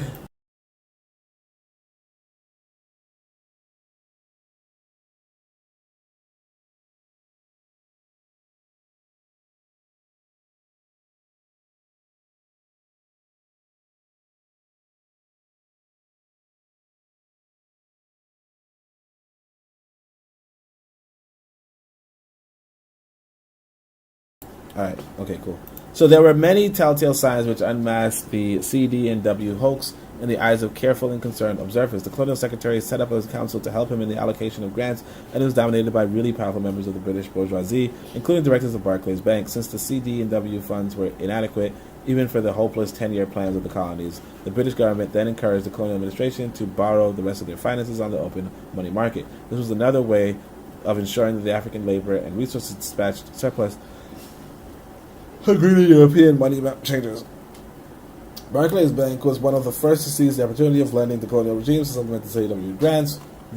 That bank set up a special overseas development operation to assist Africa. The chairman of the bank assured all the development of the colonial empires and the well-being of its inhabitants in a matter concerns every citizen of Britain. That was the language of public relations, which fitted in very well with the sordid hypocrisy practiced by white men ever since they started killing and enslaving in the name of civilization and Christianity. Again, what hypocrisy? Anyway, as part of the hypocrisy of colonialism, it became fashionable to speak of how Europe brought Africa into the 20th century. This assertion has implications in the socio-economic and political spheres, and it can be shown to be false, not in some, but in all respects. So often it's said that colonialism modernized Africa by introducing the dynamic features of capitalism, such as private property and land, private ownership of the other means of production, and money relations. Here's essential to distinguish between capitalist elements and capitalism as a total social system. Colonialism introduced some elements of capitalism into Africa. In general terms, where communalism came into contact with the money economy, the latter imposed itself. Cash crop farming and wage labor led away from the extended family as the basis of production and distribution. One South African saying put forward that the white man has no kin, his kin is money. This is a profound revelation of the difference between capitalist and pre-capitalist societies. And actually, you know what? That's how I come to Africa too. I come with no kin, except for my son, obviously. But only money. Anyway, this is a profound revelation of the difference between capitalist and pre-capitalist societies. And when capitalism came into contact with the still largely communal African societies, it introduced money relations at the expense of kinship ties. However, colonialism did not transform Africa into a capitalist society comparable to the metropoles. Had it done that, one might have complained of the brutality and inequality of capitalism, but could not then have said that colonialism failed to advance Africa along the path of human historical development. Capitalism is a system with the metropoles and representatives had two dominant classes. Firstly, the capitalists or bourgeoisie who own the factories and banks, the major means for producing and distributing wealth. And secondly, the workers or proletariat who worked in the factories of the said bourgeoisie. Colonialism did not create a class-owning and factory-owning class. Did not own factory-owning class. Colonialism did not create a capitalist-owning, factory-owning class among Africans or even inside of Africa, nor did it create an urbanized proletariat of any significance, particularly outside of South Africa. In other words, capitalism in the form of colonialism failed to perform in Africa the tasks which it had performed in Europe in changing social relations and liberating the forces of production. So again, he says capitalism is only, the Marxist bullshit, bourgeoisie and proletariat. But they don't go to Africa to make bourgeoisie or proletariat. Obviously, they're just there to exploit you. It's fairly obvious the capitalists do not set out to create other capitalists who would be rivals. Duh! On the contrary, the tendency of capitalism in Europe from the very beginning was one of competition, elimination, and monopoly. Therefore, when the imperialist stage was reached, the metropolitan capitalists had no interest in allowing rivals to arise in dependencies. However, in spite of what the metropoles wanted, some local capitalists did emerge in Asia and Latin America. Africa is a significant exception in that sense that, compared with other colonized people, far fewer Africans had access even to the middle rungs of the bourgeois ladder in terms of capital for investment. So he's like, look, in Asia, there were capitalists. In Latin America, there were capitalists. In Africa, there weren't. And a part of it, again, these are just individuals. So obviously Africa has capitalists now, obviously. You have your Dangote, for instance, right? And you have, even like foreigners who are whatever. But regardless, it's like, how those capitalists think is more important. It's like probably the most important thing. How a person thinks is probably the most important thing, because you could easily be rich and then just only facilitate the Europeans anyway. And that's what a lot of us did. A lot of our ancestors did that. They had the wealth and then they gave it to the Europeans. Then we have to, like I said, we have to face facts as well as fancies. Let's see what the comments are like. Brother Christ says, okay, forecast. Brother Christ says, they were not supposed to fix anything for Africa or African people. The mother continent and the diaspora need to realize we are on our own. Exactly.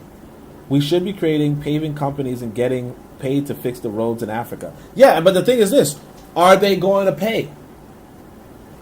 Like that's what it comes back to. Because when it comes to Asia, there are going to be some Asians who are like, I want the white man. And there's some Asians who are like, I want the black man. I want the Asian man. And it's like those Asians that want the Asian man. Like, we have to remember that when Mao Zedong came up, he had to fight a war with pro-Western Chinese. And then he went and killed a whole bunch of pro-Western Chinese people. We call it the Cultural Revolution. Okay? It was a genocide. It was a genocide of what I call the Ascari, right? Oh, I shouldn't use that word in Tanzania. In Tanzania, Ascari actually means police officer. So, you say genocide of the police, they're like, whatever. Cultural genocide. What did I write? Oh, I wrote them. All right. I meant to write down Cultural Revolution. And they were like, cultural genocide. I'm like, yes, it's genocide. Cultural Revolution. The Great Proletarian Revolution. You got to understand what this was. For 10 years, look at that. Mao Zedong, 1966 to 1976. For 10 years, they were going around killing the pro-capitalists, purging remnants of capitalists and traditional elements from Chinese society. You see what I'm saying? In order to preserve communism, they went and they were purging the capitalists and even the traditionalists from China. They said it wasn't completely good. There was a famine that led from it, right? But it's like, how many people were killed? Hundreds of thousands to millions of civilians. Red Guard and military deaths, exact number unknown. But they were like, hey, look, they killed the students, the ones who were studying, Western economics and shit. They were killing the students. They were killing the everybody. And bear in mind, this was after they already won a war. So a lot of us kind of forget. But you see, the People's Republic of China, it started since 1966. But what happened before 1966? Is that the country right now? Yeah, looks like it's the country right now. But like, what happened before 1966? So look, first constitution was 1954. And that was before, and it was proclaimed in 1959. So what happened in 1954? You get what I'm saying? Let's see if we can find it. Civil War. And so they're fighting. Jiang Xi's Soviets was wiped out by the KMT armies, which were located in Changsha. There's a whole history to China, and this is where the Taiwan conflict comes in. But yeah, they were kicking ass. They were taking names, and then after the war, they were kicking ass and taking more names. But that's what it takes to win. And we don't have that. We didn't have that all over Africa. We didn't have that in a lot of parts of Africa, and that's why we're not taking those W's like they are, like other people are. And obviously, a lot of the African countries are much smaller than China, obviously.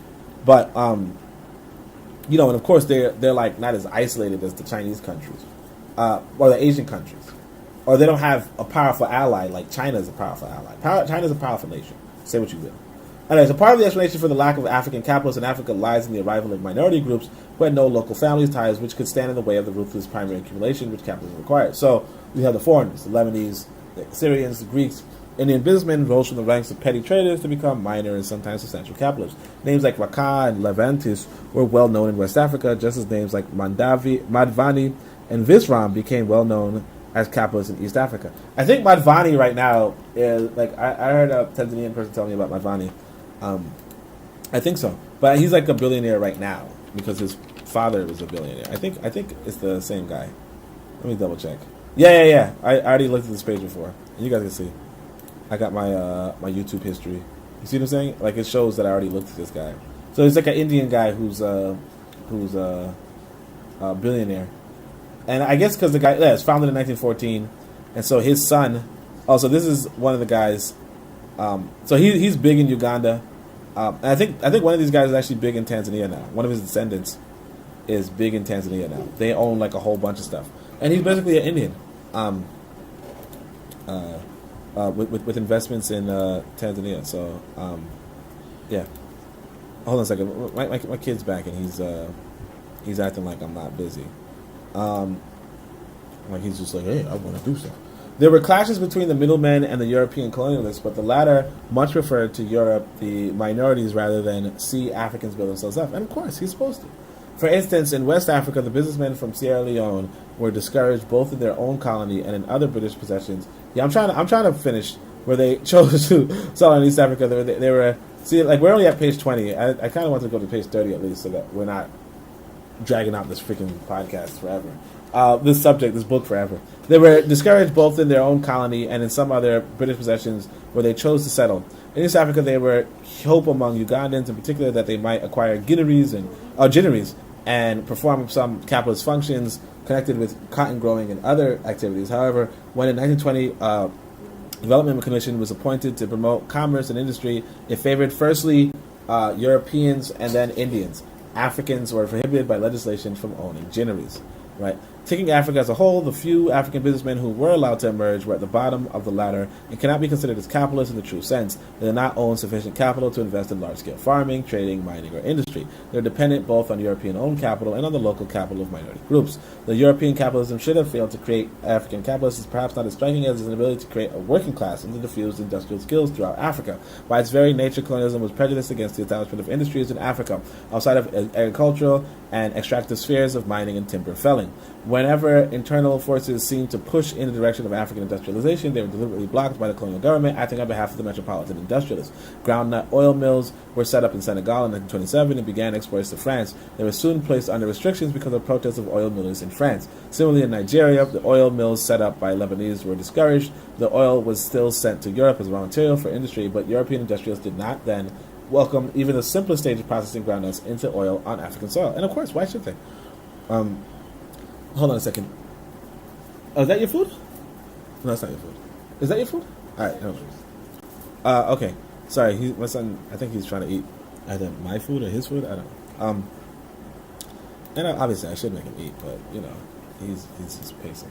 Sorry. Let me see. I think I might have skipped over the comments. So, yeah. So Brother McCarthy's like they're not supposed to fix it. They were creating companies. We should be creating it. Yeah. It's like, will they pay? That's the only question. You know, because the thing is that if the government doesn't care about you, the government doesn't care about you. And you're not going to get those government money. And it's like, even in America, like if you want to pave the roads in America, you want to get a government contract. But even the American government might not make you get a government contract. You know, and that was one of my favorite articles too, back in the day when I was writing articles. I think a sister wrote an article for me. But like, yeah, they screwed over this sister in America who was trying to let me see if this is it. Let me just double check. Hold on a second. No, it's not this one. But yeah, the sister wrote an article for me, and it was about this this lady in America. I think maybe like Chicago or something. She got she landed a good contract with the city to build roads, right? And then what happened was they said she was ran out of the country by ran out of the state, like ran out of Michigan by the Europeans who had the monopoly on that on construction work, you know, on owning the construction companies. So to say that if your government is not willing to give you a license, you can't win. And that's why part of me doesn't like America for that reason, because they will discriminate against us as African people. But the thing is that even in Africa, the governments may not want to, finance, front that cost. You know what I mean? Give me 2 seconds. Let me find out. Hold on a second.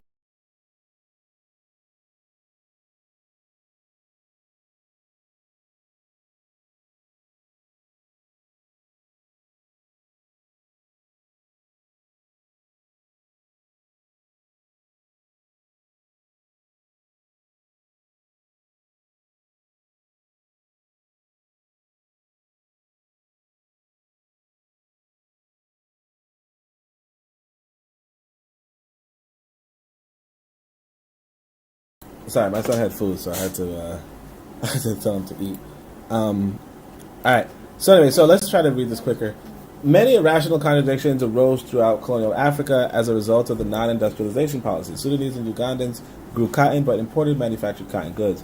Ivory Coast grew cocoa and imported tin cocoa and chocolate, etc. Yeah, again, the Europeans understood that if Africa industrializes, their their ability to sell is lessened. You get what I'm saying? Like, basically it's this way. Sudan and Uganda sold cotton goods, right? Then Germany can't sell cotton goods. You know what I mean? A shirt from Uganda is going to be cheaper than a shirt from Germany. You understand? It's just going to be cheaper. So instead of the Germans saying, "Oh yes," but okay, so there's three ways. Like, just look at the cost, right? So if you hand make a shirt versus if you manufacture a shirt, the manufactured shirt is cheaper, right? But if you manufacture a shirt 5,000 miles away versus manufacturing a shirt, 5 miles away, the shirt 5 miles away is cheaper.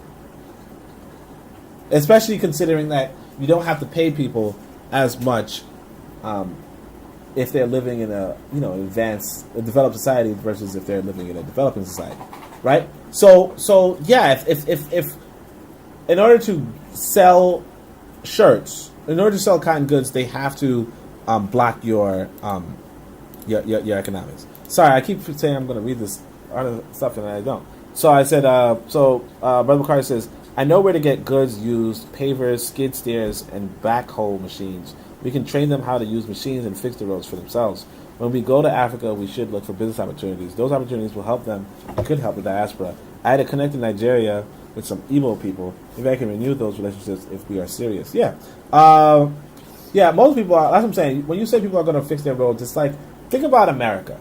Most black people are not going to fix their roads. You know what I mean? Most black people are going to wait for somebody else. I know this kid did not just read. This kid just drank my water, man. Like, I don't know what planet he thinks he can just drink my water from the bottle. But, yeah. Anyway, sorry. This boy,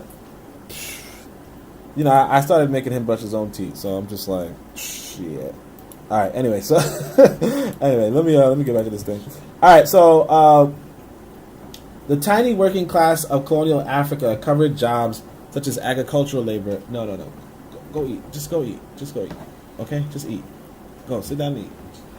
All right. So the tiny worker class of colonial Africa covered jobs such as agricultural, labor, and domestic service. Most of it was unskilled, in contrast to the accumulating skills of capitalism proper.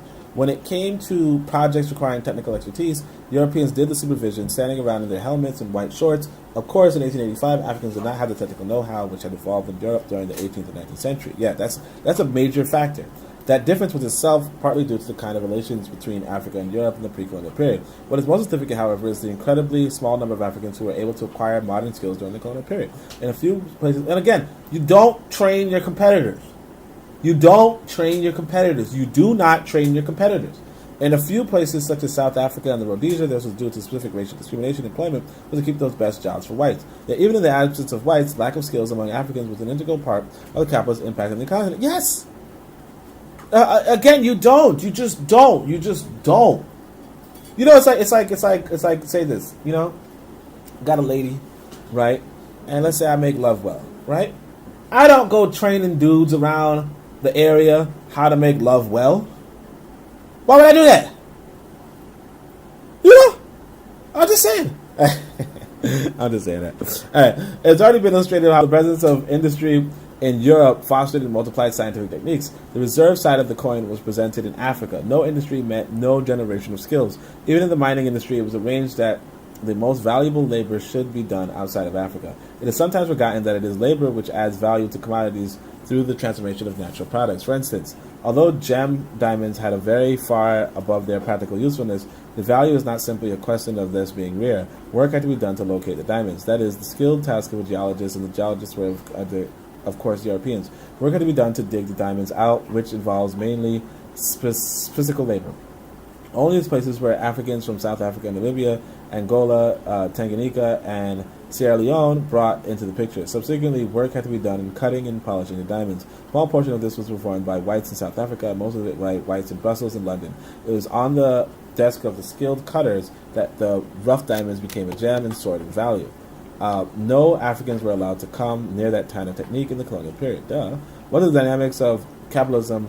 In the way that growth created were opportunities for further growth. Major industries had byproducts. They stimulated local raw material usage. They expanded transport and building industry, etc., as was seen in the case of Unilever. In the words of the professional economists, those were the beneficial backward and forward linkages. Given that the industries using African raw materials were located outside of Africa, there could be no benefit backward and forward linkages inside Africa. After the Second World War, Guinea began to export bauxite in the hands of the French and American capitalists. The bauxite became aluminum. In the metropoles, it went into the making of refractory materials, electrical conductors, cigarette foil, kitchen utensils, glasses, jewel-bearing abrasives, lightweight structures, and aircraft. Guinean bauxite stimulated European shipping and North American hydroelectric power. In Guinea, the colonial bauxite mining left holes in the ground. With regard to gold, the financial implications in Europe were enormous. African gold played its part in the development of the monetary system and of industry and agriculture in the metropoles. But it's like bauxite and other minerals, gold is inexhaustible. I think I could just finish at page 25 because it's 129, but that just means that we'll have to do this 5 times instead of 4 times. Because if I do 30 pages, you'll have you'll have 4 times 30, 120, plus 9, obviously. But it's probably better to just do 25, 25, 25, and then plus 4 at the end. Only because I'm taking forever, and it's whatever. All right, part of the development of monetary system. So so this will be page 24, the next page is 25, and then we're done. Enormous African played its part in the development of the monetary system and of industry and agriculture in the metropoles. But like bauxite and other minerals, gold is an inexhaustible resource. One is taken out of the country's soil that is absolutely lost, that cannot be replaced. That simple fact is often obscured so long as production continues, as in South Africa, but is dramatically brought to attention when the minerals actually disappeared during the colonial epoch. For instance, in the south of Tanganyika, the British mined gold as fast as they could from 1933 onward at a place called Chunya. By 1953, they had gobbled it all up and exported it abroad. By the end of the colonial period, Chunya was one of the most backward spots in the whole of Tanganyika, which is itself known as the poor Cinderella of East Africa. That's the country I'm in right now. They say Tanzania used to be the poor Cinderella of East Africa. It was that modernization and given the price paid in exploitation and oppression that Africans would have been better off in the bush. So, shit, I kind of want to see Chunya. They gobbled it all up and exported it abroad. Thing. By the end of the Chunya was the most backward spot in the whole of Tanganyika. That sucks. Industrialization, but of course they're not going to advance. Like, what is this guy thinking?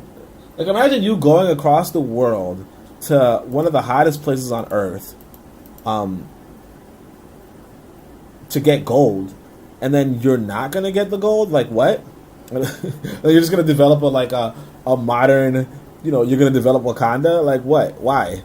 Industrialization does not only mean factories. Agriculture itself has been industrialized in capitalist and socialist countries by the intensive application of scientific principles to irrigation, fertilizers, tools, crops selection, stock breeding, etc. The most decisive failure of colonialism in Africa was its failure to change the technology of agricultural production. The most convincing evidence as to the superficiality of the talk about colonialism having modernized Africa is the fact that the vast majority of Africans went into colonialism with the hoe and came out with the hoe. Some capitalist plantations introduced agricultural machinery, and the odd tractor wound its way in the hands of African farmers, but the hoe remained the overwhelming dominant agricultural implement. Capitalism could revolutionize agriculture in Europe, but it could not do the same for Africa. So again, this is probably the last page. No, after this page. In some districts, capitalism brought about technological backwardness in agriculture. On the reserves of Southern Africa, far too many Africans were crowded onto inadequate land and were forced to engage in intensive farming, using techniques that were suitable only to shifting cultivation. In practice, they were a form of technical retrogression because the land yielded less and less and became destroyed in the process. Wherever Africans were hampered in their use of their ancestral lands on a wide-ranging, shifting basis, the same negative effect was to be found. Besides, some of the new cash crops like groundnuts and cotton were very demanding on the soil.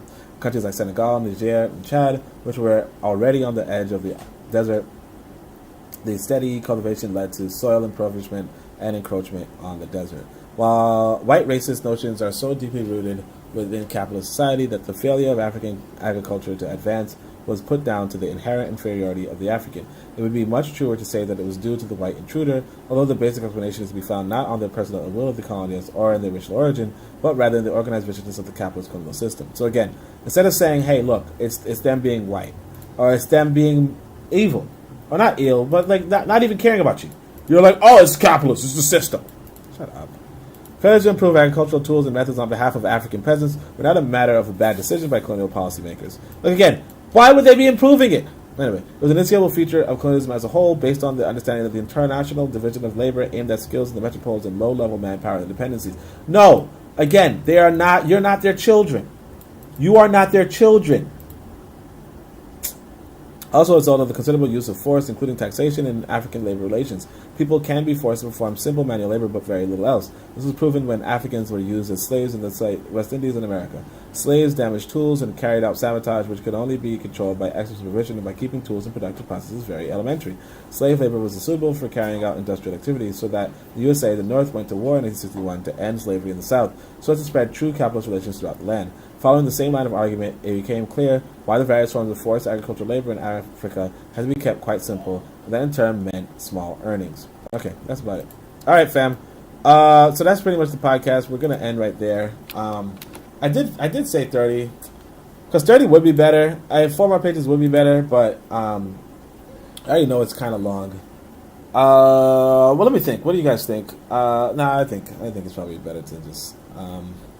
Because, see, if I do 4 more pages, then we don't have to do an extra podcast on this. Yeah, all right, let's just do 40. Let's just do the 4 more pages. Because if we do the 4 more pages, or the 5 more pages, we don't have to do an extra podcast on this. And we could just move on from this book. As opposed to, let's just finish. Yeah, let's just finish. Let's just finish it. So I'm going to not highlight. I highlighted it already, but let's just do the 5 pages. We'll try to do it really quick. Capitalism under colonialism did not pay for an African to maintain himself and family. Okay, this can easily be realized by reflecting on the amount of money earned by African peasants from cash crops. Sale of produce by an African cash crop farmer rarely brought in $200 per year, and often it was less than half that amount.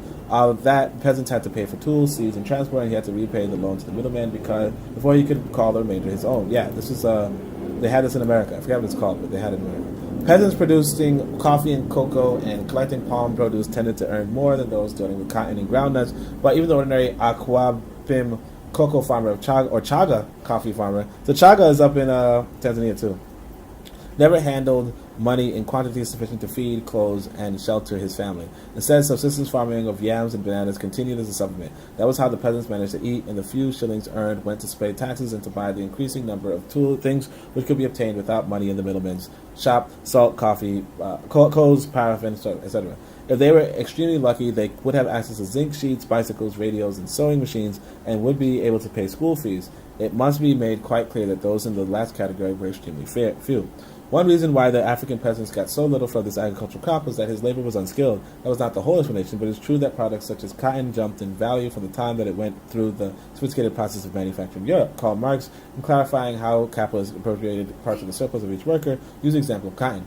He explained that the value of the manufactured cotton included the value of the labor that went into the growing the raw cotton, plus part of the value of the labor that made the spindle, plus the labor that went into the actual manufacture. From an African viewpoint, the first conclusion to be drawn is that the peasant working on the African soil was being exploited by the industrialists who used Africa's raw material in Europe or America. Secondly, it is necessary to realize that the African contribution of unskilled labor was valued far less than the European contribution of skilled labor. It has been observed that and again, it goes back to dependency. You know, this person, unskilled labor, is replaceable. Skilled labor, capital, is not replaceable. It has been observed that 1 hour of work of a cotton peasant in Chad was equivalent to less than 1 centimeter of cotton cloth, and he needed to work 50 days to earn what needed to be by 3 meters of the cloth made from his own cotton in France. Yet the French textile worker, using modern spindles, ran off 3 meters of cloth in a matter of minutes. Assuming that the Frenchman was not closer to God, who made the whole world in only 6 days and rested on the 7th, then there must be what's he talking about? Then there must be factors in the capitalist colonial system which permitted the great disparity in the relative value of labor in Chad and France. In the first, the Chad peasant was defrauded through trade so that he sold and bought dear and therefore received a minute portion of the value that he created with his labor. This was possible not because of mysterious market forces, as bourgeois economists would like us to believe, but because of political power being vested entirely in the hands of the colonialists. It was a consequence of monopolistic domination, both economically and politically. Secondly, the quantity of time spent by the Chad peasant was longer because the colonialism did not permit him to acquire the tools to shorten the hours required to produce a given quantity of raw cotton. To a certain extent, it would have been in the interest of the colonial powers to have been better agricultural techniques in Africa, leading to increased volume and quality of production. All colonial regimes sponsored some scientific research into tropical agriculture. However, the research was almost entirely devoted to cash crops. It was limited in scope, and it was more easily adaptable by plantations rather than African peasants who had no capital. The pitiable amount devoted to agricultural improvement in Africa during the colonial period contrasts sharply with the increasing huge sums that were devoted to research in Europe over the same period. The numerous benefits to both industry and capital, agriculture, and the metropoles. Side by side, and again, he keeps talking about the metropoles, whatever. So we have two more pages. Two more pages.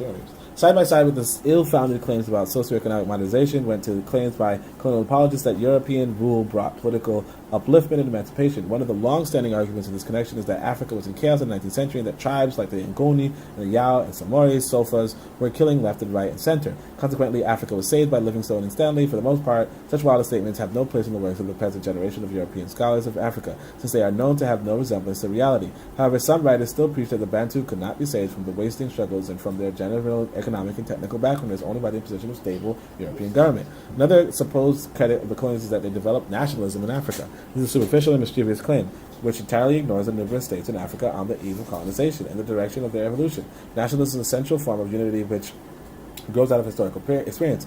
It is a sense of oneness that emerges from social groups trying to control their environment and to defend their gains against competing groups. The nation-state also imposes order and maintains stability within its own boundaries, usually on behalf of a given class.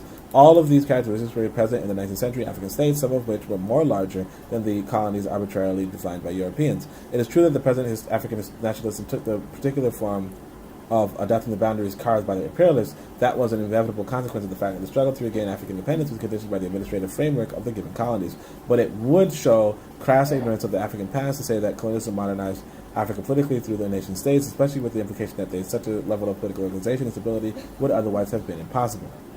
One colonialist proposition that had at least an air of plausibility is that capitalism and colonial rule meant greater individual freedom for many Africans. Young men earning wages or individual farming for cash became independent of the corporate demands of their families. It is debatable to what extent that was a worthwhile phenomenon, but it could be said to be somewhat comparable to the way in which capitalism freed the individual in Europe from the restrictions of feudal society and from such bonds as those imposed by morally self-righteous people. Nevertheless, when any given African did break from what were proven to be onerous extended familial obligations, what freedom did he require? His choice of alternatives were narrowly dictated by the colonialists, and he was only free to participate in the money economy and in the European-oriented cultural sector at the very lowest and uncreative levels. Okay, so we're up to the last page. So, this is more sympathetic schools of historians of Africa who contend that to see colonialism as completely negative is to underrate the initiative of Africans. Africans, they say, moved boldly into the labor market, into cash crop farming, into commerce in some instances, into the educational field, and into the churches. Yet those were simply responses, albeit rigorous ones, to the options laid up by the colonialists. True historical initiative by a whole people or by individuals requires that they have the power to decide on the direction in which they want to move. The latter aspect had to await the decade of the 1960s. Okay. So, all right. So that's pretty much it. Yeah, it was pretty quick. I mean, obviously I could read fast if I need to. But whatever. So that's pretty much the podcast. Thanks everybody for coming through. We only have 3 more left, which is good, instead of 4 more left, because this book is not, I'm going to use the African American aphorism this book is not booking. You know what I mean? Like, this book is not booking. Appreciation to everybody who came through. Let me see if I it looks like I could name everybody. So Revolutionary Matron, shout out to the Revolutionary Matron. She's always a pleasure to have here. And hopefully she can start podcasting too. Kofi's here. Kofi is great. Trigger Happy came through to check whether I could repatriate forever. No, obviously, like I said, the family situation is tough. But I'm gonna try. I'm gonna try at least to move myself. I probably can't take my son with me, but I'm gonna try at least to move myself. Tyler was here. Tyler is a good brother. You know, like I said, there's some people. Some people are the fate of Africa is really in the hands of a handful of people. Okay, it's really in the hands of a handful of people. So you have to be able to identify who those handful are, and we really should be supporting those people who want to invest in us. So that's shout out to Tyler for that. Me and Tyler go back to Reddit, by the way. So anyway, Anthony was here. Shout out to Anthony. I haven't seen Anthony much before, but shout out. You know, it's good for people to come through and just give a greeting once in a while. Obviously, would like to. You can't use the word love, right? Would like to learn more about everybody. So that's it. Brother Makari, obviously my brother from another mother. If you guys don't know, that's my brother from another mother. You got Bwana Hagaziki. Imagine you come to Tanzania and suddenly you can't pronounce Swahili. Oh man, my Swahili is so bad. I ain't gonna hold you guys. I thought it was good. It's not. And of course we got Forecast. So shout out to Forecast. Oh cool, Bit of Medicine was here. Shout out to Bit of Medicine. Sorry I couldn't make the show yesterday. Like I said, I think I had that jet lag. Matter of fact, my son was sleeping till like 2 p.m. You know what I mean? That flight, by the way, if y'all don't know, it's either 23 hours or 30 hours. You know what I mean? Like, I can't tell, because I think because the time zone difference, it might just be 23 hours, but you just go over 7 time zones. But it's a long-ass flight, and I try not to sleep. You know what I mean? Because, I got, I was bringing stuff of value. You know what I mean? So I'm trying not to close my eyes. And I was also stressing because, I'll tell you guys, I did pack a computer. And, I didn't have a computer box. You know what I'm saying? And it's a good thing I didn't have a computer box either. Oh, my gosh. So when you import things, so this is something you guys got to know. If you bring something in a box, they will charge you at customs. So I brought a laptop in a box because my son breaks laptops, and so I was like, let me just leave it in the box this time. And they charged me I think 30% of the value. You get what I'm saying? So 30% of so I'll bring it in like a $200 cheap laptop for sure, but $250 laptop, and they were charging me $70 for it. You know what I mean? I mean, it could have been 25% low key. But there was a lot of things there was a few things I brought, and the money was up there. I should tell you guys though, I did tell them to bring it down a little bit, and I was like, if you don't know, I'm a famous Pan-Africanist. Now, obviously, I'm not, but I told them I'm a Pan-Africanist. I got the other day, they were like, okay, we could charge you a little less. Forecast says he might go back to Mr. Untouchable. Yeah, exactly. I'm about to go back to my English. I ain't gonna hold you guys. Forget that. But anyway, but yeah, I appreciate for everybody coming through. Like I said, I came back to Tanzania. I'm going to be here for a minute, as long as I can be, obviously. I can't extend it, or maybe I could, I don't know. But I might, unfortunately, I'm going to get into some, with my son's mother, in order to get possession of my son. We're going to have to do some lawsuits, so you already know that. Because of that, because I'm going to have some legal trouble, if you will, it's some legal battle, if you will. It's very unlikely. Basically, because of the contention, it's very unlikely that I could stay in Africa. You know what I mean? So I'm just here, just enjoy my life. Possibly enjoy, just enjoy my son while I can. You know what I'm saying? It's like I said, repatriation is a serious thing. Because when you are not free, other people can take your children. You know what I mean? Other people can take your children. And that's just the reality of the world. You really want to go somewhere where you can where you can do something, where you can be something, where you have your children, because I think about, I have a relative, right, who, like, I was at their house when they were getting arrested, and the police just walk up in your house and take this kid, right? Take this kid to prison. And they take this kid to prison, and and they just tell their mother, you could visit later. But anyway, that's pretty much the end of the podcast. So thanks everybody for coming through. Shem Hotep, Anku Jas Neb Neb, Amen, Ma'at, Dua, Necher.